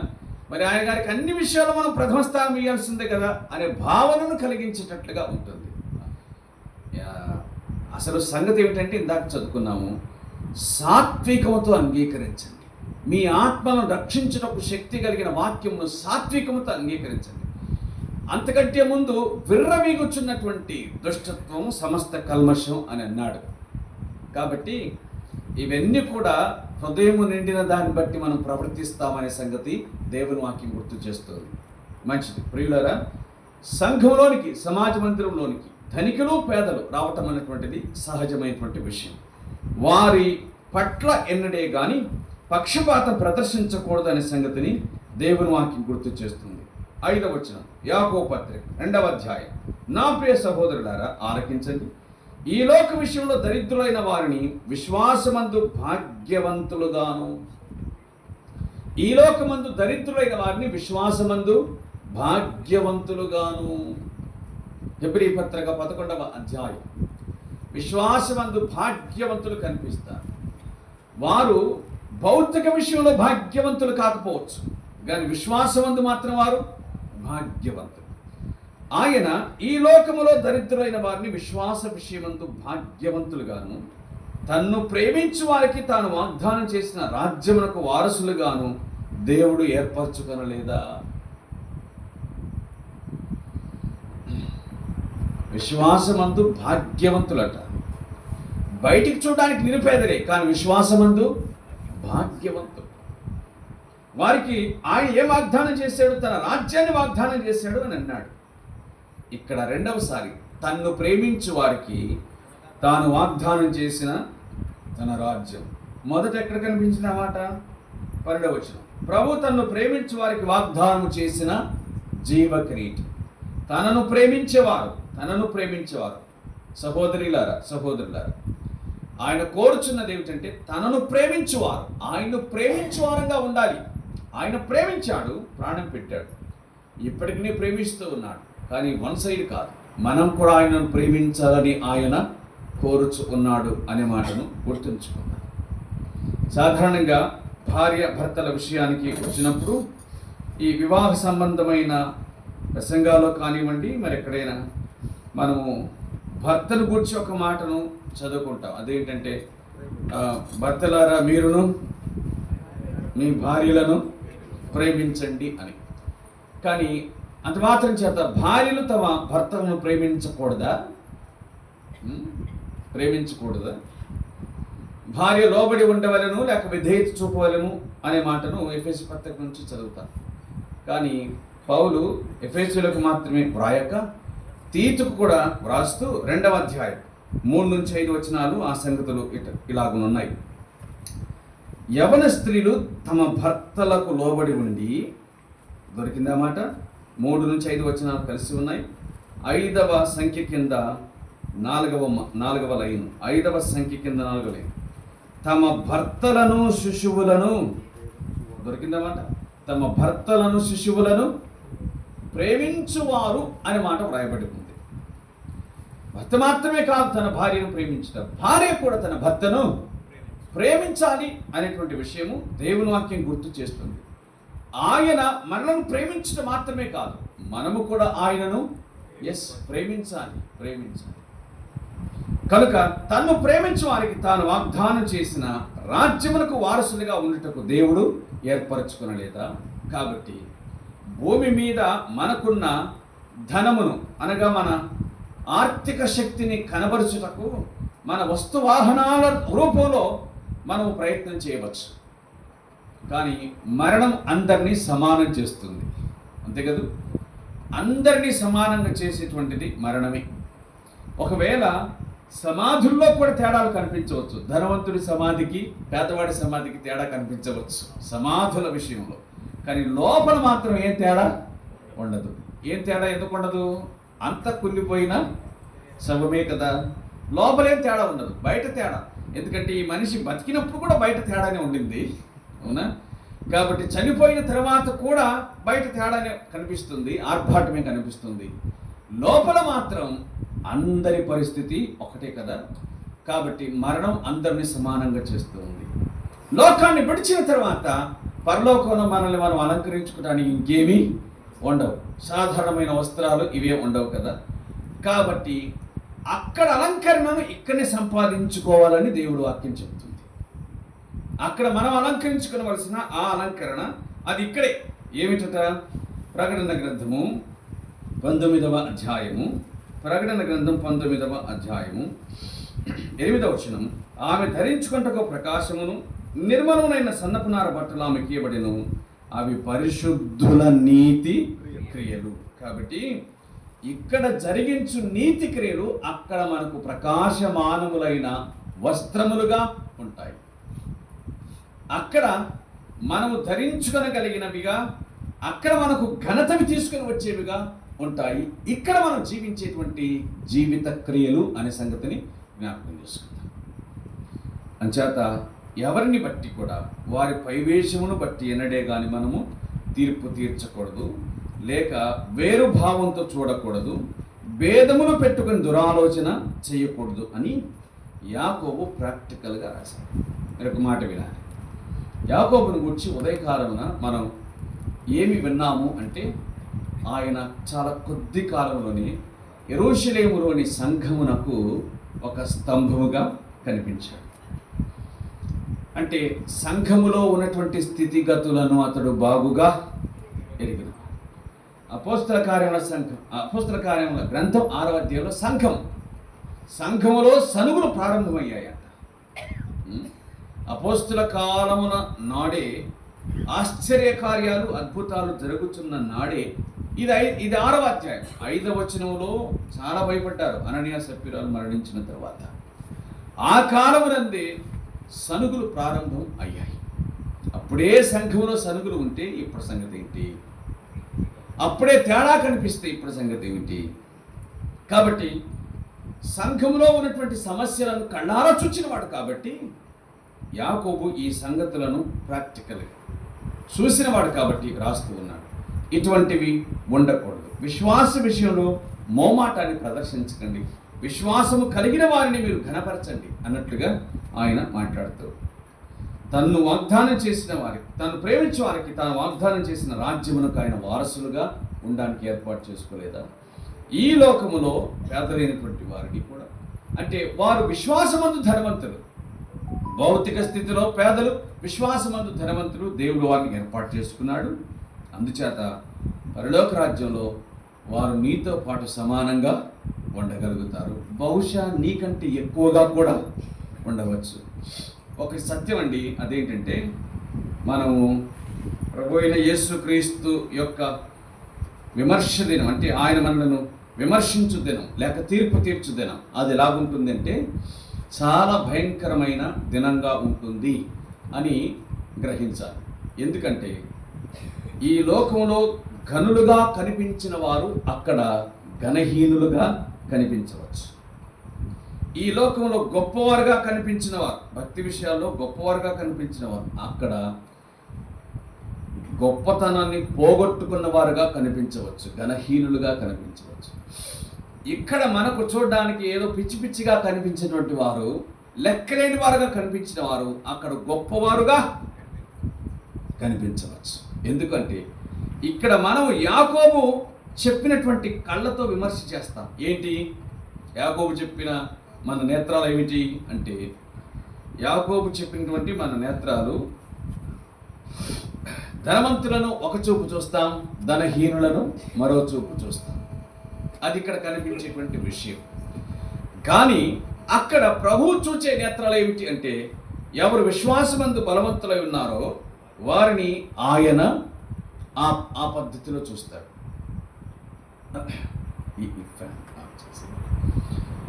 దేవుడు విశ్వాసమందు బలవంతులైన వారిని అక్కడ బలవంతులుగా చూస్తాడు, విశ్వాసమందు బలహీనులైన వారిని అక్కడ ఆయన బలహీనులుగా చూస్తాడు. ఇక్కడ విశ్వాసమందు బలహీనులు అయినప్పటికీ దేహ విషయంలో గొప్పగా కనిపిస్తే వారిని మనం విశ్వాసమందు బలవంతులుగా చూస్తాం. కాబట్టి ఆ దినం విమర్శ దినం ఎట్లాంటిది అంటే, మన అసలు సంగతి బయటపడేటువంటి దినముగా కనబడుతూ ఉంది. యేసుక్రీస్తు ప్రభు చెప్పిన మాట ఎరుగుదాం కదా. మత్తయి సువార్త 7వ అధ్యాయం 22వ వచనం నుంచి. మత్తయి సువార్త 7వ అధ్యాయం 22వ వచనం. ఆ దినమందు అనేకులు నన్ను చూచి ప్రభువా నీ నామమున అద్భుతములు చేయలేదా, దయ్యములను వెళ్ళగొట్టలేదు, ప్రవచనం చెప్పలేదా. కాబట్టి అటువంటి వాళ్ళందరూ కూడా ఇక్కడ ఎలా కనిపించుతారు? అప్పుడు దయ్యములను వెళ్ళగొచ్చున్నాడంటే అది పెద్ద హంగామా కదా. దయ్యములను వెళ్ళగొచ్చున్నారు, సభలు పెట్టారంటే ఎంత గొప్ప దైవజనుడో కదా. ప్రవచనాలు చెప్పాడు, ఎంత గొప్ప దైవజనుడు. అద్భుతాలు చేశాడు, ఎంత గొప్ప దైవజనుడు. కానీ అసలు దినాన జరిగేది ఏమిటంటే ఆయన అంటున్నాడు, మీరెవరో నాకు తెలియదు, మీరెవరో నాకు తెలియదు. చాలా విచిత్రమైన విషయం. ఆ మాటను గురించి ఇట్లా అనుకుంటాను నేను. అదేమిటంటే నేనెవరో మీకు తెలియకపోవడం ఏంటండి? మొత్తం రాష్ట్రం అంతటా నా ఫ్లెక్సీలు వాల్ పోస్టులు కనపడుతుంటే, అవునా? రాష్ట్రం అంతటా ఎక్కడ చూసినా నా ఫ్లెక్సీలు. అసలు యూట్యూబ్ ఓపెన్ చేస్తే నేనే కనిపించేది, నా కార్యక్రమాలే ఉండేది, లక్షల మంది వ్యూవర్స్. అసలు నేను మీకు తెలియకపోవడం ఏంటి? ఆయన అంటాడు, నువ్వెవడో నాకు తెలియదు అంటాడు. అరే, తెలియని వాని చేత ఇన్ని అద్భుతాలు జరుగుతాయా? దేవుడు ఎరగని వాని చేత, అంటే దేవుడిని ఎరగని వాడు కాదు, దేవుడు ఎరగని వాని చేత ఇన్ని అద్భుతాలు జరుగుతాయా? ఇన్ని స్వస్థత కార్యాలు జరుగుతాయా? దయ్యాలను వెళ్ళగొట్టగలడా? ప్రవచనములను చెప్పగలడా? ఆ మాటకి మనం కిందకు వస్తాం. దయ్యములు కూడా నమ్మి వణుకుచున్నాయంట. దేవుడు ఒక్కడేని దయ్యాలు కూడా నమ్మి వణకుచున్నాయి. ఎటు వణకంది ఎవరు? మనమే. దాళ్ళకున్న భయం మనకు. అవి దేవునికి భయపడి వణుకుతున్నాయి, మనం మాత్రం వాటికి భయపడతాం, దేవుడికి భయపడవు. మనం ఎంత గొప్పలో చూడండి. దయ్యాలు దేవునికి భయపడి వణికితే మనం దయ్యాలకు భయపడతాం, కానీ తర్వాత మాట దేవుడికి భయపడతాం. విచిత్రమైన వ్యక్తులు. మరి ఎందుకు జరిగాయి అవి? ఆయన నామం, వారు ఉపయోగించిన ఆయన నామం, ఆయన నామం అంతే, అంతకు మించి ఇంకేం లేదు. వారు ఆయనను ఎరగకపోయినప్పటికీ కూడా, ఏమండి, సమూయేలు మొదటి గ్రంథం 1వ అధ్యాయం 2వ అధ్యాయంలో ఏలీ కుమారులు యాజకులే, కానీ మిక్కిలి దుర్మార్గులు ఉంటారు. యాజకులు ఎట్లున్నారు? మిక్కిలి దుర్మార్గులు. యాజకులా? ఎస్, యాజకులే, మిక్కిలి దుర్మార్గులు. వారి విషయమై దేవుడు సెలవిచ్చిన మాట, యెహోవా వారిని సంపదలిచి ఉంటాడు. అందుచేత యాజకత్వంలో నుండి వారిని తొలగించలేదు, యాజకులు కాకుండా అడ్డగించలేదు, అన్ని అవకాశాలు ఇచ్చినారు, ఉపయోగించుకోలేదు. కాబట్టి సంపదలిచి ఉంటాడు. ఆ దినమందు అనేకులు నన్ను చూచి. కాబట్టి ఎవరినే కానీ వారి విశ్వాస విషయంలో మనము తక్కువగా చూడడానికి వీలు లేదు. వారి భౌతికమైన అర్హతలు, యోగ్యతలు, స్థితి తక్కువగా ఉండవచ్చు, కానీ విశ్వాసమును బట్టి వారిని ఎప్పుడే కానీ తక్కువగా చూడడానికి వీలు లేదు. ఎందుకంటే వారికి దేవుడు తన రాజ్యమును వాగ్దానం చేశాడు. తాత్కాలికమైన లోకంలో ఈ భేదాలు సహజం, కానీ ఈ భేదం అన్నటువంటిది పరలోకంలో ఉండదు, నిత్యత్వంలో ఉండదు. కాబట్టి మనం నిత్యత్వమునకు సంబంధించిన వారముగా ఈ భూమి మీద ప్రవర్తించాలి. పరసంబంధమైనటువంటి ప్రమాణాలతో మనం భూమి మీద బ్రతకాలి అనే సంగతిని దేవుని వాక్యం గుర్తు చేస్తూ ఉంది. మంచిది. అయితే మీరు దరిద్రులను 2:6 మీరు దరిద్రులను అవమానపరచుతారు, ధనవంతులు మీ మీద కఠినముగా అధికారం చూపుతారు. మిమ్మల్ని న్యాయసభలకు ఈడ్చుతున్న వారు వీరే కదా. మీకు పెట్టబడిన శ్రేష్టమైన నామాన్ని దూషించువారు వీరే కదా. మెట్టుకు నీ వలె పొరుగువాన్ని ప్రేమించుము అను లేఖనములో ఉన్నట్టు ప్రాముఖ్యమైన ఈ ఆజ్ఞను మీరు నెరవేర్చినట్లా బాగుగా ప్రవర్తించువారై ఉందురు. పక్షపాతము కలవారైతే ధర్మశాస్త్రముల అపరాధులను తీర్పు తీర్చబడి పాపము చేయవారు అగుదురు. ఎవడైనను ధర్మశాస్త్రమంతయు గైకొనియు ఒక ఆజ్ఞ విషయంలో తప్పిపోయినడలా ఆజ్ఞలంటి విషయంలో అపరాధి అగును. వ్యభిచరించవద్దని చెప్పిన వాడు నరహత్య చేయవద్దనియూ చెప్పెను గనుక నీ వ్యభిచరించకపోయినా నరహత్య చేసిన ధర్మశాస్త్ర విషయంలో అపరాధివైతే స్వాతంత్రం ఇచ్చు నియమము చొప్పున తీర్పు పొందబో వారికి తగినట్టుగా మాట్లాడండి, అలాగున్నే ప్రవర్తించండి. కనికరము చూపని వాడు కనికరము లేని తీర్పును పొందను. కనికరము తీర్పును మించి అతిశయపడును. కాబట్టి జాగ్రత్త పడండి. మరి మీరు దరిద్రులను అవమానపరచకండి, ధనవంతులను ప్రేమించకండి, వారే మీకు పెట్టబడినటువంటి నామాన్ని దూషించువారు కదా అని అంటూ ధర్మశాస్త్రంలో ఉన్న రెండు ప్రధానమైన ఆజ్ఞలు. మొదటిది దేవుని ప్రేమించుట, రెండవది పొరుగువాన్ని ప్రేమించుట. నేను దేవుని ప్రేమిస్తాను కానీ పొరుగువాన్ని ప్రేమించను అంటే ఆజ్ఞను అతిక్రమించినట్లు అవుతుంది అని అంటూ ఉదాహరణ చెప్పాడు. ధర్మశాస్త్రంలో ధర్మశాస్త్రం వ్రాయబడిన 10 ఆజ్ఞల గొలుసు, అందులో ఏ ఒక్కటి తెగిపోయినా మిగతా 9 కూడా తెగిపోయినట్లే లెక్క. కనికరము తీర్పును మించి అతిశయపడుననే మాటకు అర్థం ఏంటి అంటే, కనికరం చూపని వాడు కనికరం చూపని తీర్పును పొందును, కనికరం లేని తీర్పును పొందును. కనికరము తీర్పును మించి అతిశయపడును అన్నాడు. కనికరము దయ చూపిస్తుంది, కనికరము అతిశయపడదు. కనికరము తీర్పును మించి అతిశయపడుతుంది. కనికరము ఒక వ్యక్తి విషయంలో ఎప్పుడు అతిశయపడుతుందంటే, అతన్ని విమర్శించినప్పుడు కాదు, అతనికి సహాయము చేసినప్పుడు. కాబట్టి కనికరం యొక్క అతిశయం సహాయంలో ఉంది కానీ విమర్శలో లేదు. మరి విమర్శించువాడు ఎప్పుడు అతిశయపడతాడంటే, ఒక వ్యక్తిని ఘాటుగా విమర్శించినప్పుడు. అది కాఠిన్యం. కనికరం వేరు, కాఠిన్యం వేరు. విశ్వాసులు కనికరం చూపదగినటువంటి వారు, కాఠిన్యము కాదు. మంచిది. 14 వచనం నుంచి 26 దాకా. నా సహోదరులారా, ప్రతి విషయంలో కూడా యాకోబు నా సహోదరులారా, క్రియలు లేనప్పుడు క్రియలను గురించి మాట్లాడుతున్నాడు. మొదటి అధ్యాయం 19 వచనం నుంచి 26 దాకా క్రియలను గురించి మాట్లాడుతున్నాడు. అంతవరకే కాదు, ఇంకా చెప్పుకోవాలంటే పత్రిక అంతా క్రియలను గురించి మాట్లాడుతున్నాడు. క్రియలు లేనప్పుడు ఎవడైనాను నాకు విశ్వాసం కలదని చెప్పిన ఎడల. కాబట్టి 14 నుంచి 26 దాకా క్రియలను గూర్చి యాకోబు మాట్లాడుతున్నాడు. విశ్వాసి క్రియలను జరిగించవలసిన వాడు, విశ్వాసి క్రియలను చేయవలసిన వాడు, క్రియలను జరిగించవలసిన వాడు.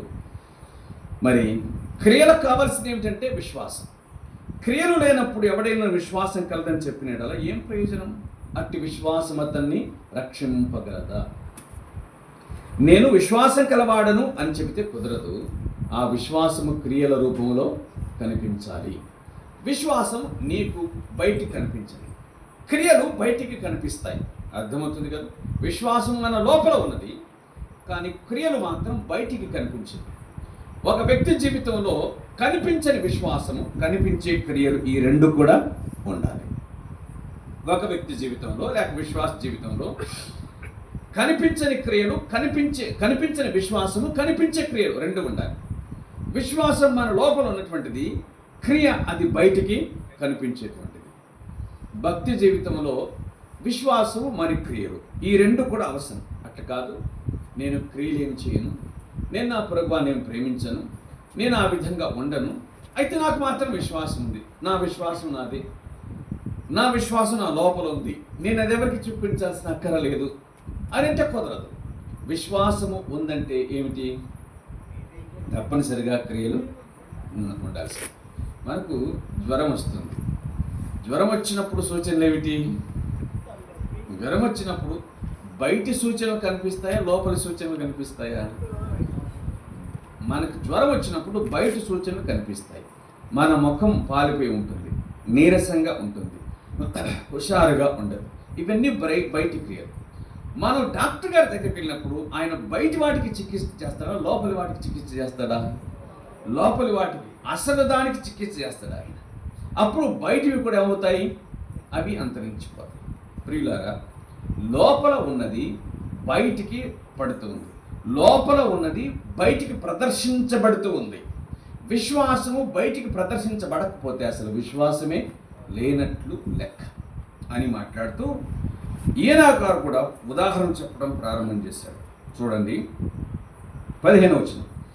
సహోదరుడు ఎవరైనను సహోదరి అయినను దిగంబరులై ఆనాటికి భోజనం లేక ఉన్నప్పుడు సంఘములోని సహోదరుడు, ఆ మాటకు వస్తే సమాజంలో ఉన్నవారైన ఎవరైనా సరే దిగంబరులై వస్త్రం లేని వారై ఉండి భోజనం లేని వారై ఉంటే మీలో ఎవడైనా శరీరమునకు కావలసిన వాటిని ఇయ్యక సమాధానంగా వెళ్ళండి, చలిగాచుకోండి, తృప్తి పొందండి అని చెప్పినడలా ఇంకా మనం ఏం చేస్తామంటే దేవుడు నీకు సహాయం చేస్తాడు, నేను మాత్రం చెయ్యను. అవునా? నా దగ్గర 10 రూపాయలు కూడా నీకు ఇవ్వను. దేవుడు నీకు సహాయం చేస్తాడు, నిన్ను కనికరిస్తాడు, నీ మీద దయ చూపిస్తాడు, ప్రభువు నీకు సహాయం చేయునుగా అని అంటే ఉపయోగం ఏముంది? ఎదుట ఉన్నటువంటి వాడు అవసరత కలిగిన వాడు ఉండగా మనం తీర్చలేని అవసరత కాదది. మనం తీర్చగలిగిన అవసరత ఉండి ఆ అవసరతను తీర్చడానికి మన వద్ద శక్తి ఉన్నప్పటికీ కూడా శరీర సంబంధమైనటువంటి అవసరతను తీర్చకుండా మనం భక్తిపరమైన మాటలు చెప్పిన యెడల అతడు ఏ విధంగా తృప్తి చెందగలుగుతాడు? ఇంకొక మాట, ఆ అవసరతను తీర్చలేకపోయినప్పుడు మౌనంగా ఉన్న మర్యాద ఉంటుంది, కానీ ఆ అవసరతను తీర్చలేకపోయినప్పుడు మౌనంగా ఉన్న మర్యాదగా ఉంటుంది. కానీ దేవుడి నామాన్ని ఉచ్చరించి దేవుడు నీకు సహాయం చేస్తాడంటే అవతలి వాడు నోరు లేని వాడైతే పర్వాలేదు, మౌనంగా వినగలుగుతాడు. గట్టిగా మాట్లాడేవాడైతే దేవుడు చేస్తాడులే అయ్యా, నువ్వు మాత్రం చేయలేవు, అవునా, నీ వల్ల కాదు, నిజమే, నువ్వు చెప్పినట్లు దేవుడే చేస్తాడు అని కూడా అంటాడు. ప్రియులారా, లూకాసు వార్త 16లో ఒక గొప్ప మాట, 16వ అధ్యాయం 9వ వచనం అనుకుంటాను. లూకాసు వార్త 16వ అధ్యాయం, లూకాసు వార్త 16వ అధ్యాయం చదవాలి, 9వ వచనం. లూకాసు వార్త 16:9. అన్యాయపు సిరి వలన మీకు స్నేహితులను సంపాదించుకోండి. ఆ సిరి, అన్యాయపు సిరి వలన స్నేహితులను సంపాదించుకోండి. ఎందుకనగా ఆ సిరి మిమ్మల్ని వదిలిపోవును, వారు నిత్యమైన నివాసములు మిమ్మల్ని చేర్చుకొందురు. విన్నారు కదా? అన్యాయపు సిరి వలన మీకు స్నేహితులను సంపాదించుకోండి అనే మాట. అన్యాయపు సిరి అంటే అర్థం ఏంటి? అన్యాయపు సిరి అంటే మోసం చేసి సంపాదించుకున్నది, లంచం తీసుకొని సంపాదించుకున్నది, అక్రమంగా వాళ్ళని వీళ్ళని ముంచి సంపాదించుకున్న సిరి, ధనమును అన్యాయపు సిరి అని ప్రభు అంటున్నాడా? అలాగ చెప్తే ఆయనే అన్యాయాన్ని ప్రోత్సహించిన వాడు అవుతాడు. అన్యాయపు సిరి అని మాట్లాడిన ప్రియ ప్రభు ఆ అన్యాయపు సిరికి డెఫినేషన్ చెప్పాడు, వివరణ చెప్పాడు. ఏంటంటే అది మిమ్మల్ని వదిలిపోవునది అని అన్నాడు. ఏమిటంట? వదిలిపోవునది. మనల్ని వదిలిపోవునది అయితే అన్యాయపు సిరిని ఎందుకు అనాల్సి వచ్చింది ఆయన? అది భాషా భాగం అన్నమాట. అర్థమైందా నా మాట? భాషలో అది ఒక భాగం. చూడండి, ఒక మంచి యవనస్తుడు చనిపోయాడు. జనం ఏమనుకుంటారంటే పాపం, బాగా చదివేవాడు, పైకి రావాల్సిన వాడు అన్యాయంగా చనిపోయాడు. న్యాయంగా చనిపోవటం, అన్యాయంగా చనిపోవటం కూడా ఉంటాయి. పాపం అన్యాయంగా చనిపోయాడు. ఓ భర్త అకస్మాత్తుగా చనిపోయాడు. భార్య ఏడుస్తూ ఉంటుంది, మమ్మలను అన్యాయం చేసిపోయావు అంటే అర్థం ఏంటి? వదిలిపోయావయ్యా, చెప్పకుండా పోయావయ్యా. అన్యాయపు సిరి అంటే కూడా అర్థం ఏంటంటే మనకు చెప్పకుండా పోయేది. మనం బిల్డింగ్ కట్టుకోవాలని చెప్పి 5 లక్షలు కూడబెట్టుకున్నాం, కానీ అకస్మాత్తుగా కాలు చేరిగిపోయాయి కింద పడి. ఆ 5 లక్షలన్నీ ఎక్కడికి పోయాయి? హాస్పిటల్కి పోయాయి. అర్థమవుతుందా? ఇక్కడ పెట్టవలసినవి ఎక్కడ పోయాయి? అక్కడికి పోయాయి. అంతేకాదు, మనమేదో చేయాలనుకొని కొంత డబ్బును నిల్వ ఉంచుకున్నాం, కానీ రేపే ప్రాణం విడిచిపెట్టాం. అది మనలను లేదా మనం దానిని విడిచిపెడతాం. అంచేత ఆ కోణంలో అది అన్యాయం. ఈరోజు నీ దగ్గర ఉన్న డబ్బు అది రేపు నీది కాకుండా పోవచ్చు.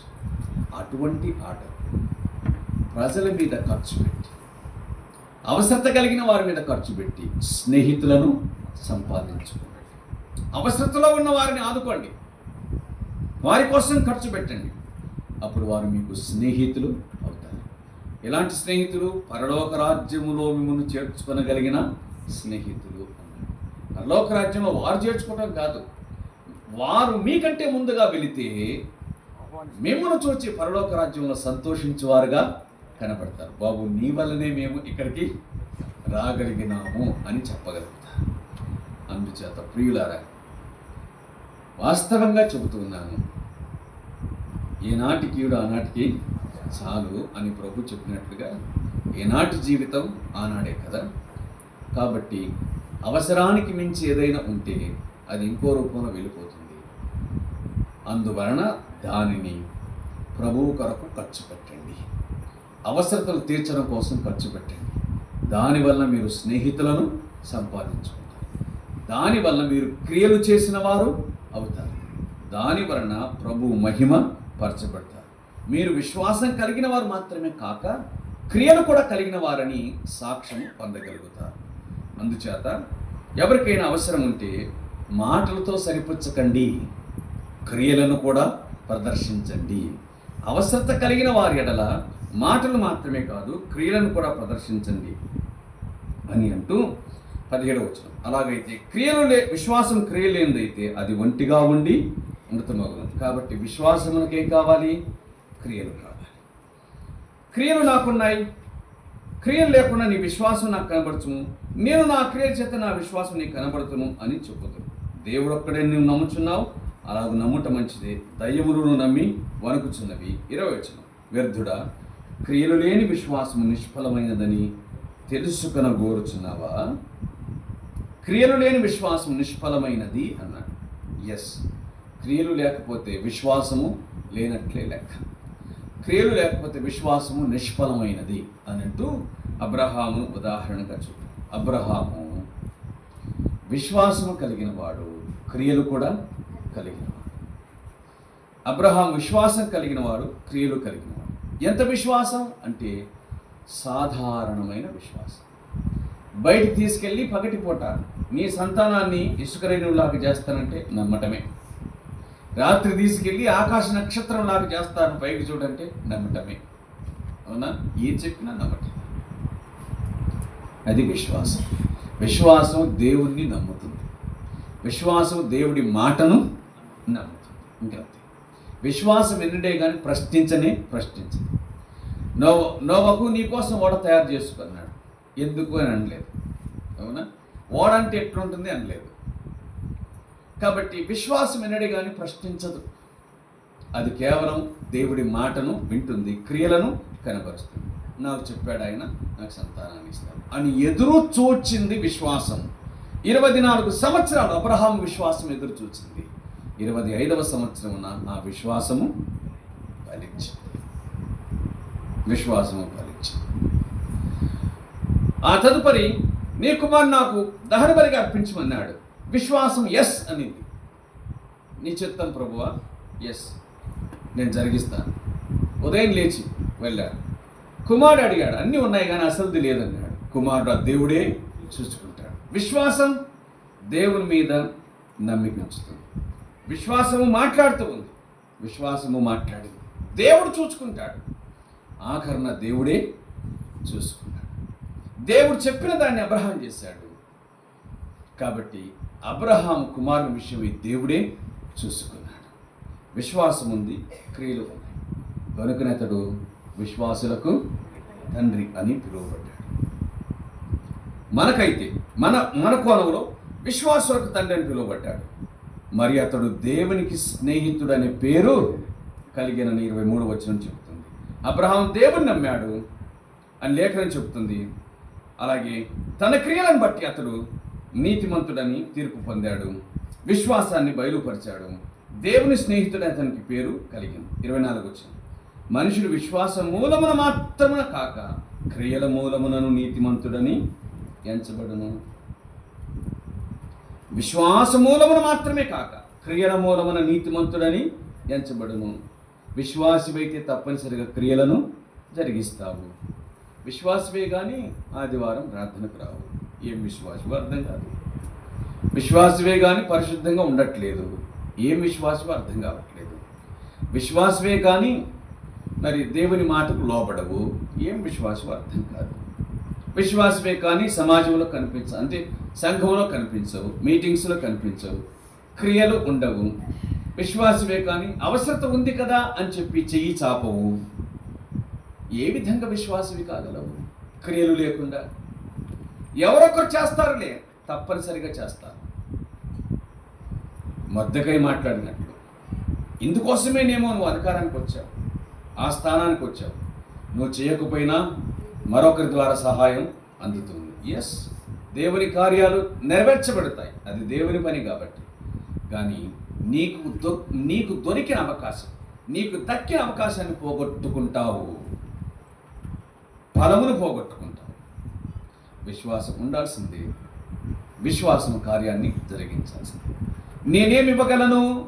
కలిగినదే. నేనేం చేయగలను? చేయగలిగిందే. నేను ఎలా సహాయపడగలను? చేతలేనంత మట్టుగా. చేత విశ్వాసం మౌనంగా ఉండదు. విశ్వాసం తన కార్యమును, తన క్రియలను జరిగిస్తుందని దేవుని వాక్యం చెబుతున్న మాట అక్షర సత్యం. అబ్రహామును తీసుకున్నాడు, నీతిమంతుడుగా ఎంచబడిన అబ్రహామును తీసుకున్నాడు, ఆఖరికి రాహాబును కూడా తీసుకున్నాడు. అబ్రహామును నీతిమంతుడని ఉదాహరణగా తీసుకున్నాడు, విశ్వాసమునకు ఉదాహరణగా. అబ్రహాము విశ్వాసులందరికీ తండ్రిగా ఎంచబడ్డాడు. రాహాబును విశ్వాసమునకు సాదృశ్యంగా తీసుకున్నాడు. మరి జరిగింది ఏమిటి అంటే, ఆమె కూడా క్రియల మూలముగా నీతిమంతురాలని ఎంచబడాను కదా అన్నాడు. చిత్రమైన సంగతి ఏమిటంటే, రాహాబు ఎవరు? గతం కాదు. రాహాబు గతం కాదు. ప్రస్తుతం రాహాబు ఎవరు?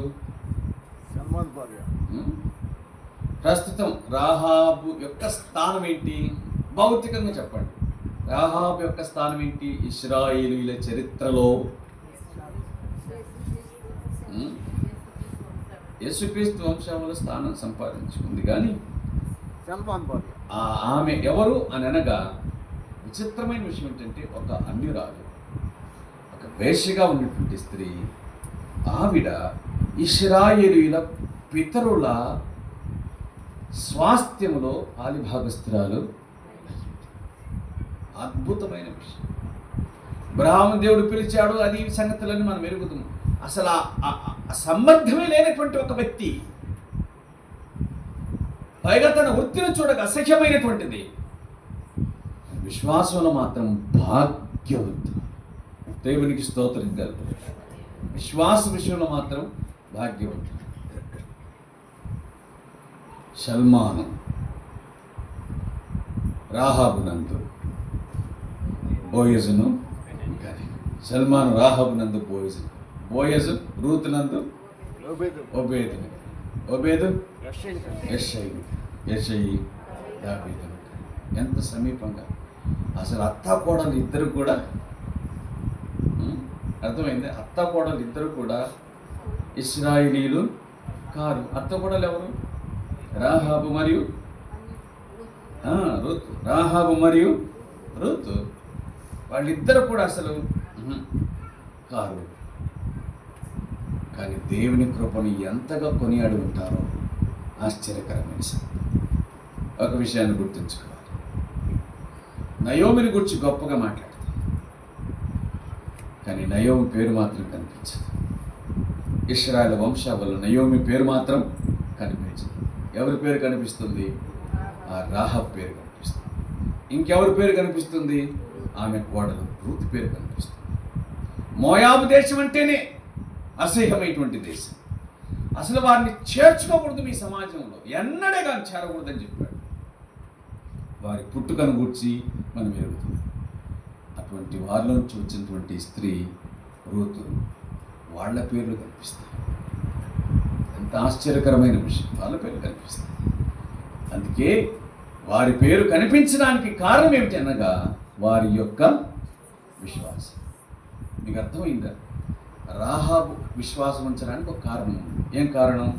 అసలు మీ దేవుడు దేవుడయ్యా, అద్భుతాలు చేశాడు, ఎర్ర సముద్రాన్ని చేయించాడు, మీ ఎదుట ఏ రాజు నిలబడలేకపోతున్నాడు, మా గుండెలు అదిరిపోతున్నాయి, మీరు వస్తారు, స్వాధీనం చేసుకుంటారు బాబు అని చెప్పి నేను విశ్వాసం కొంచెం నన్ను జ్ఞాపకం చేసుకొని విశ్వసించింది, బయటపడింది. రూతుకు అవన్నీ ఏమి లేవు, ఆ సంఘటనలు ఏమి లేవు. రూతుకు ఆ సంఘటనలు ఏమి లేవు. పైగా దేవుని కార్యాలను గురించి వినే అవకాశం కూడా లేదు. ఎందుకంటే దేవుని బిడ్డగా ఉన్న నయోమి దేవుని గురించి ఏం సాక్ష్యం చెప్పింది?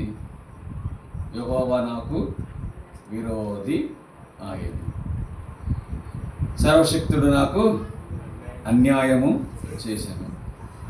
ఇయ చెప్పాల్సింది విశ్వాసి, అవిశ్వాసి చెప్పాల్సిన మాట ఇవే. కానీ అంత విరుద్ధమైన మాటలు చెబుతున్న నయోమి మాట మీద కాక దేవుడు తన ప్రజలను దర్శించను అనే మాట మీద మనస్సు ఉంచుకోలేదు. ఆయన శిక్షించే దేవుడు మాత్రమే కాదు, ఆయన దండించే దేవుడు మాత్రమే కాదు, ఆయన దర్శించే దేవుడు అనే సంగతిని గ్రహించింది. విశ్వాసం వచ్చింది. అమ్మ వెళ్ళిపోమ్మా, వస్తూ ఉంటే ఈ విశ్వాసం వెంబడిస్తూ ఉంటే విశ్వాసం చెప్తుంది వెళ్ళిపోమ్మా అని చెప్తుంది. కానీ రూత్ అనింది, ఇంకేం మాట్లాడతాం, నీ జనమే నా జనం, నీ దేవుడే, అది సంగతి. కాబట్టి వెంబడించింది. ఇశ్రాయేలీల వంశావళులలో పేరు సంపాదించుకున్నది కేవలము విశ్వాసం. గుర్తుంచుకోవాలి మాట. పాత నిబంధనలో దేవుడు యూదుల దేవుడు అయినప్పటికీ విశ్వాసముతో వచ్చిన ప్రతి వారికి కూడా ఆయన దేవుడు అయ్యాడు. విశ్వసించిన ప్రతి వారికి దేవుడు అయ్యాడు. ప్రియులారా, విశ్వాసానికి అంత శక్తి ఉంది అనే సంగతి దేవుని వాక్యం గుర్తు చేస్తుంది. మంచిది. విశ్వసించడం ద్వారా రక్షించబడతామనే విషయం దేవుని వాక్యం గుర్తు చేస్తుంది.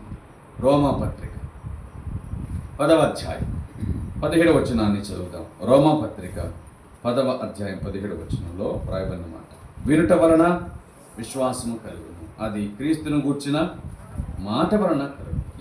వినుట వలన విశ్వాసం. క్రీస్తును గూర్చిన మాట ఏమిటి? క్రీస్తును గురించి వినవలసింది అనగా ఆ ప్రియరక్షకుడు మన నిమిత్తమై భూమి మీదకి దిగి వచ్చాడు. యేసు రక్షకుడు అనే నామధారిగా క్రీస్తు భూమి మీద జన్మించాడు. కారణం, అనేకులకు ప్రతిగా విమోచన క్రయధనముగా తన ప్రాణమునిచ్చుటకు ఆయన భూమి మీదకి దిగి వచ్చాడు. తాను చెప్పినట్లుగానే ఆయన సంచరించాడు. ఆ ప్రియ ప్రభు తాను చెప్పినట్లుగానే తన ప్రాణమును మన నిమిత్తమై సిలువలో అర్పించాడు. ప్రాణదానం చేశాడు. మన కొరకు తన స్వీయ రక్తాన్ని కార్చాడు. సిలువలో తాను కార్చిన పరిశుద్ధ రక్తం వలన మనకు విమోచన, విడుదల కలిగింది. క్రీస్తునందు విశ్వాసం ఉంచటం వలన రక్షణ కలుగుతుంది. విశ్వాసము రాబో శిక్షను తప్పిస్తుంది. విశ్వాసము భూమి మీద దేవునికి సమీపస్తులకు చేస్తుంది. పాప క్షమాపణను కలిగిస్తుంది. విశ్వాసం ద్వారా నీతిమంతులుగా తీర్చబడతాం. ఉగ్రతను తప్పించుకొని దేవుని రాజ్యమునకు వారసులం అవుతాం. అంచేత రక్షణ పొందని వారు, క్రీస్తును విశ్వసించని వారు ఇప్పటికైనా ప్రభునందు విశ్వాసం నుంచి పాపక్షమాపణ పొందవలసిందిగా మనవి చేస్తూ ఉన్నాం. విశ్వసించిన వారు చేయవలసిన పని ఏమిటి అనగా, వినడానికి వేగిరపడాలి, కోపపట్టకు నిదానించాలి. నీ కోపం దేవుడి నీతిని నెరవేర్చదు. నీ కోపం నీ ఉద్దేశాన్ని దేవుని ద్వారా జరిగించదు. దేవుడి ఉద్దేశాలు నెరవేర్చేంత వరకు నువ్వు ఆగాల్సిందే అనే విషయం ఒక విశ్వాసి గ్రహించాలని దేవుని వాక్యం గుర్తు చేస్తుంది. అంచేత దేవుడిలాగున చేయలేదు అని ఆ విర్రవీగే తనం నుంచి బయటపడి సాత్వికంతో దేవుని మాటను అంగీకరించవలసి ఉంది. దేవుని మాటని దగ్గరకు వచ్చినప్పుడు దానిని విని విశ్వసించవలసిన బాధ్యత ఉంది. అట్లు కాకపోతే మోసపుచ్చుకున్నవాడు అవుతావని దైవ గ్రంథం జ్ఞాపకం చేస్తుంది. దేవుడు నిన్ను స్వాతంత్ర్యంలోనికి తీసుకుని వచ్చినాడు. కాబట్టి ఏవి శ్రేష్టమైనవో, మాన్యమైనవో, రమ్యమైనవో వాటి మీద మనసు పెట్టడం మంచిది. అలాగే నిష్కలంకమైన భక్తి ఏమిటి అంటే, భక్తి జీవితం ఏంటంటే ముఖ్యంగా నోటికి కళ్ళెం పెట్టుకుంట భక్తి జీవితం అని దైవ గ్రంథం చెబుతూ ఉంది. నిష్కలంకమైన భక్తి ఏది అనగా తనను తాను పరిశుద్ధతలో కాపాడుకోవటం, అది నిష్కలంకమైన భక్తి అని దేవుని వాక్యం జ్ఞాపకం చేస్తుంది. విశ్వాస విషయంలో మోమాటం లేకుండా జీవించండి. విశ్వాస విషయంలో మోమాటం కూడదు. ఒకరిని ఒక విధంగా, మరొకరిని మరొక విధంగా చూడకూడదు.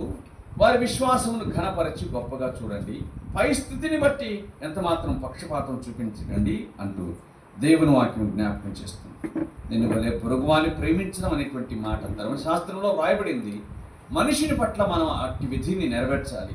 నేను దేవుని మాత్రమే ప్రేమించగలను, మనుషులను ప్రేమించలేను అంటే అది విశ్వాసి మాట కాదు అని దైవ గ్రంథం గుర్తు చేస్తూ ఉంది. అలాగే విశ్వాసము క్రియలను జరిగించాలి. అవసరత కలిగిన వారిని మనము ఆదుకోవాలని దైవ గ్రంథం చెప్తుంది. ఆ బయటి వారిని ఆదుకోవటం మాత్రమే కాదు, దేవుని వాక్యం ఏం చెబుతుందో దాన్ని కూడా మనం అంగీకరించాలి. అబ్రహామును దేవుడు పరీక్షించాడు, అతడు నెగ్గాడు. విశ్వాసం కలిగిన వాడయ్యాడు, దేవునికి స్నేహితుడయ్యాడు. విశ్వాసం కలిగిన వాడయ్యాడు, విశ్వాసులకు తండ్రి అయ్యాడు. అలాగే రాహబు కూడా అసలు తనకు దేవుడితో సంబంధం లేనటువంటి మనిషి, కానీ ఆవిడ దేవుని విశ్వాసం ఉంచి ఇశ్రాయేలు వంశావల్లో ఒక పితరురాలుగా చేర్చబడింది అనే విషయం దేవుని వాక్యం గుర్తు చేస్తుంది. ఇవన్నీ కూడా యాకోబు మనం జరిగించవలసిన క్రియలు అని చెప్పాడు. కనుక విశ్వాసులు క్రియలను జరిగించాలి. ఇంకా ప్రభువును నమ్మనటువంటి వారు యేసుక్రీస్తును నమ్ముట అనే క్రియను జరిగించి క్షేమం పొందాలని దేవుని వాక్యం హెచ్చరిస్తుంది. అలాగున జరిగించుటకు ప్రభు మనకు సహాయము చేయునుగాక. ఆమె ప్రార్థన చేద్దాం. తలవంచండి, ప్రార్థించండి.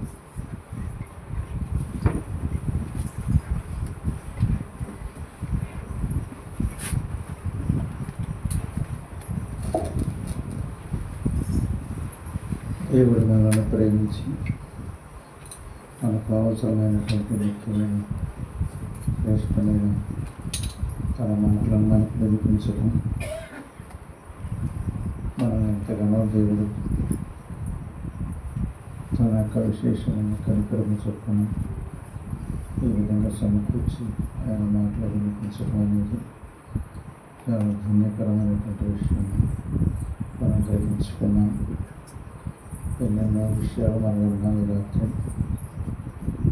మనం ఇప్పటి వరకు సజీవులుగా ఉండటము, ఆరోగ్యవంతులుగా అన్నవస్త్రములు కలిగి ఉండి చాలా దూరం నుంచి కూడా మీరు వచ్చి ఈ స్థలంలో దేవుని వాక్యాన్ని వినటం, దేవుని యొక్క మహాకృపను భావించి మనం దేవుని కృతజ్ఞతలు చెప్పుకున్నాం. ఎన్న వాక్యములు కొట్టుకుని పోకుండా మనం మన్నం చేసుకున్నాం.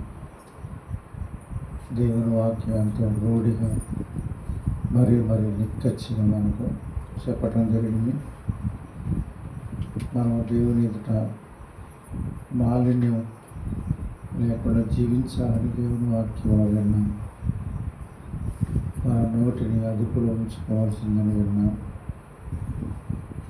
ఏ విధంగా వినాలో, ఏ విధంగా మాట్లాడాలో విన్నాం. ఇవి మన అనుదినము ఎదుర్కొంటున్నటువంటి విషయాలు. పాపంతో నిండిన ఈ లోకంలో మన నోటిని, మన హృదయాన్ని, మన సమస్తాన్ని భద్రం చేసుకోవాల్సి ఉంటున్నాం. దేవుని వల్ల పుట్టినవాడు తను తాను భద్రం చేసుకుంటాడని విన్నాం. మనం నిజంగా కొత్త జన్మ ఎత్తితే మనల్ని మనం భద్రం చేసుకుంటాం. లోకంలో ఎంతో మాలిన్యం పొంగి పొరులుతూ ఉన్నదని బైబిల్ గ్రంథం మనకు తెలియపరుస్తుంది. శరీరాశ, నేత్రాశ, జీవపడంబము అనే వాటితో లోకం నిండి నిబిడీకృతమైందని దేవుని కంటితో, దేవుని వాక్యంతో చూస్తే మనకు తెలుస్తుంది కదా. అట్టి మాలిన్యం మనకు అంటకుండా ఎంతో జాగ్రత్త కలిగి ఉండాలి. మన నోటిని, నాలుకను అదుపులో పెట్టుకుంటే మనం బతుకుతామని వాక్యంలో ఉన్నది. కొద్దిగా మాట్లాడటం, నెమ్మదిగా మాట్లాడటం, ఆలోచించి మాట్లాడుకోవటం, ప్రేమతో మాట్లాడుకోవటం అనేది మనం అలవర్చుకోవాలి. అట్లా కాని ఎడల మనమే మోసపుచ్చుకోవడం జరుగుతుంది. ఎవరైనా ఏదనంటే తొందరపడి మాట్లాడతాము. దేవుని వాక్యం అనే విషయంలో ఆలస్యంగా చాలా నిర్లక్ష్యం కలిగిస్తుంటాము. అది ఎంత అవివేకమో, ఎంత మనల్ని మనం నష్టపరుచుకోవటమో ఈరోజు మనకు కళ్ళకు కట్టినట్లుగా దేవుడు వినిపించాడు. దేవుని సంఘములో తిమోతి పత్రికలో ఉన్నట్లు జీవము గల దేవుని సంఘములో ఏ విధంగా మనం నడుచుకోవాలో అనే మాటలో ఒకరిని ఎక్కువగా ఒకరిని తక్కువగా చూడనేకూడదు. దేవుని దృష్టికి అందరూ సమానమే. ఎవరిని ఏ విధంగానూ వారికి లేనితనాన్ని బట్టి కానీ, పురుగుతనాన్ని బట్టి కానీ తృణీకరించకూడదు, హీనంగా మనం చూడకూడదు. ఆ మనుషుడు కూడా దేవుని స్వరూపమునందు చేయబడినటువంటి వాడే అని వాక్యంలో వింటున్నాం. ఈ లోక సంబంధమైన వాటిని బట్టి మనం పక్షపాతంగా తేడాగా చూడకుండా చూసుకోవాలి. ఇంత గొప్ప విషయం ఏంటంటే క్రియలు లేనటువంటి విశ్వాసము మృతమైనటువంటి చచ్చిపోయినటువంటి జీవించి ఉన్న పేరే కానీ పూర్తుడమైన వాక్యం ఉన్నది కదా. కాబట్టి మనం చాలా జాగ్రత్త కలిగి ఉన్నాం. క్రియలు లేని విశ్వాసం ప్రయోజనం లేదు. ఎన్నో సంవత్సరాల నుంచి ఇక్కడికి వచ్చి వినేవాళ్ళు ఉన్నారు. ఒక్క అడుగు కూడా దేవుళ్ళు తీయకుండా ఉన్నటువంటి వాళ్ళు ఉన్నారు. వాళ్ళ దృష్టిలో ఏంటంటే దేవునిలో అడుగు ముందుకేసి లోకానికి దూరం అవుతాము అని, లోకానికి దగ్గరగా ఉండి దేవుని మాటను ఎడచివిని పెట్టి వారు ఎంతోమంది ఉన్నారు. మనలో కూడా అలాగే జరుగుతుంది. ఎన్నాళ్ళు మనం మోసపుచ్చుకుంటాము అనేది మరొకసారి దేవుడు మనను హెచ్చరించాడని గుర్తుంచుకొని జీవితం నీటి మీద బుడగ లాంటివి. రేపేమి సంభవించడం మనకు తెలియదు. దేవుడి మాట పాటించకుండా వచ్చి కూర్చొని విని వెళ్ళిపోతే ఏ ప్రయోజనం? కాబట్టి జాగ్రత్త పడదాం. మరొకసారి మనల్ని అందరినీ హెచ్చరించాడు. మిమ్మల్ని మనందరినీ కూడా హెచ్చరించాడు దేవుడు.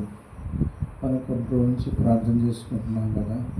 మా లోపాలు మాకు తెలియజేయనైనా, మా అవసరతలు మాకు తెలియజేయనైనా, మమ్మల్ని దిద్దునైనా, వాతావరణం అనుకూలపరచునైనా, మీ దాసునికి ఆటంకం లేకుండా తీసుకురానైనా, మాకు నీ యొక్క వాక్యములు విశదీకరించినాయని చెప్పి ప్రార్థన చేసుకున్నట్లే దేవుడు మనకు సహాయం చేశాడు. ఎన్నెన్నో విషయాలు మనం ఉన్నాం. ఒక గొప్ప విషయం ఏంటంటే ఆ రాహాబు, ఆ రూతులో వాళ్ళ స్థానం ఏంటో, వాళ్ళ స్థితి ఏంటో, దేవునిలోనికి వాళ్ళు చేరారంటే ఎంత గొప్ప విషయం. అనేకులు తూర్పు నుంచి, పడవ నుంచి, ఉత్తరం నుంచి, దక్షిణం నుంచి దేవుని రాజ్యంలో చేరుతారో అక్కడ ఉన్నటువంటి వాళ్ళు ఎలవలకు త్రోసివేయబడతారని ఉంది కదా. కాబట్టి మనం దేవుని భయం కలిగి నడుచుకున్నాం, దేవుని అందరి విశ్వాసం కలిగి నడుచుకున్నాం, మనం కనికరము కలిగి నడుచుకున్నాం. విశ్వాసంతో అబ్రహాము వలె దేవుడు చెప్పిన మాటలన్నీ సత్యమని నమ్ముకున్నాం. అలాగే నడుచుకున్నాం, ప్రార్థన చేసుకున్నాం.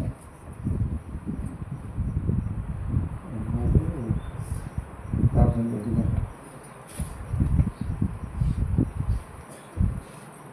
మనందరం ప్రార్థనలో ఉన్నాం. దేవుడు మనకిచ్చినటువంటి మంచి భోజనాన్ని, మంచి వాక్యాన్ని మనం విన్నాం. కృతజ్ఞతలు చెప్పుకొని ఆ విధంగా నడుచుకుంటానికి సహాయం చేయనానని అందరం కూడా ఈ ప్రార్థనలో ఏకీభవిద్దాం. పరిశుద్ధుడు మా తండ్రి, మంచి పరిశుద్ధమైన జీవితం కలిగి మేము జీవించాలని, మాలో ఉన్న లోపాన్ని విడిచిపెట్టి నీ వాక్యానుసారంగా జీవించాలని ఈ దాసంలో నుండి మాతో మీరు మాట్లాడారయ్యా. ఆ మాటలు మా హృదయాల్లో నీరు గట్టి ఫలింప చేయమని, నీ వాక్యానుసారమైన జీవితం కలిగి మేము జీవిస్తూ అనేకులకు నీ మాదిరి చూపించేవారుగా మమ్మల్ని బ్రతికించమని నీ సన్నిధిలో వేడుకుంటున్నారు.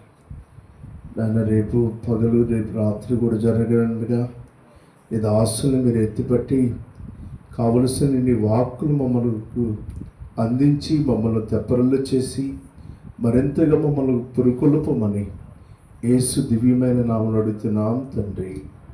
ఆమేన్. మన తండ్రి అయిన దేవుని ప్రేమ, మన ప్రభువైన యేసుక్రీస్తు వారి యొక్క కృప, పరిశుద్ధాత్మ యొక్క నిత్య సన్నిధి, సమాధానం, శాంతి మనకు తోడుగా ఉండి విన్న వాక్యముల ప్రకారంగా నడుచుకుంటూ మనల్ని పురుకొల్పి బలపరిచి నడిపించునుగాక. ఆమేన్. రేపు 10 గంటల పూట మొదలు పెడతాం. దేవుడి సహాయంతో మీరు కూడా రావడానికి ప్రయత్నం చేసి దేవుని మాటలు వినండి. ఈ పనులు లేని రోజుల్లో దేవుడు మనకిచ్చినటువంటి మంచి అవకాశాన్ని సద్వినియోగం చేసుకున్నాం. దేవుడు సమీపంలో ఉండగానే ఆయన వేడుకున్నాం. ఆయన తలుపు తెరిచి మనల్ని ఆహ్వానించినప్పుడే లోపలికి వెళ్ళాం. ఆయన లేచి తలుపు వేసిన తర్వాత మనం ఏం చేయలేం. ఒక్కొక్క దేశానికి, ఒక్కొక్క రాజుకి, ఒక్కొక్క ప్రాంతానికి దేవుడు తలుపు తెరిచి పిలిచి ఎన్నిసార్లు పిలిచినా లేకపోతే తలుపు వేసిన తర్వాత వాళ్ళు ఘోరమైన పరిస్థితి గురైపోయారని మనకు తెలుసు కదా బైబిల్లో. కాబట్టి దేవుడు మనకి ఇంకా సజీవులుగా, ఆరోగ్యవంతులుగా, నెమ్మదిగా స్థితినిచ్చాడు. మంచి వాక్యాన్ని వినిపిస్తున్నాడు. మన అవసరతను బట్టి మనం జాగ్రత్త పడదాం. తొందరపడిన మీరు రావడానికి ప్రయత్నం చేయండి. అందరికీ వందనాలు. మీరు భోజనం సిద్ధం చేసాం. భోజనం చేసి పొరుగు నుంచి వచ్చినటువంటి వాళ్ళు భోజనం చేసి వెళ్ళాలని మీకు తెలియపరుస్తున్నాము. దేవుడు మనము తన ఎక్కడికంటే భద్రపరచని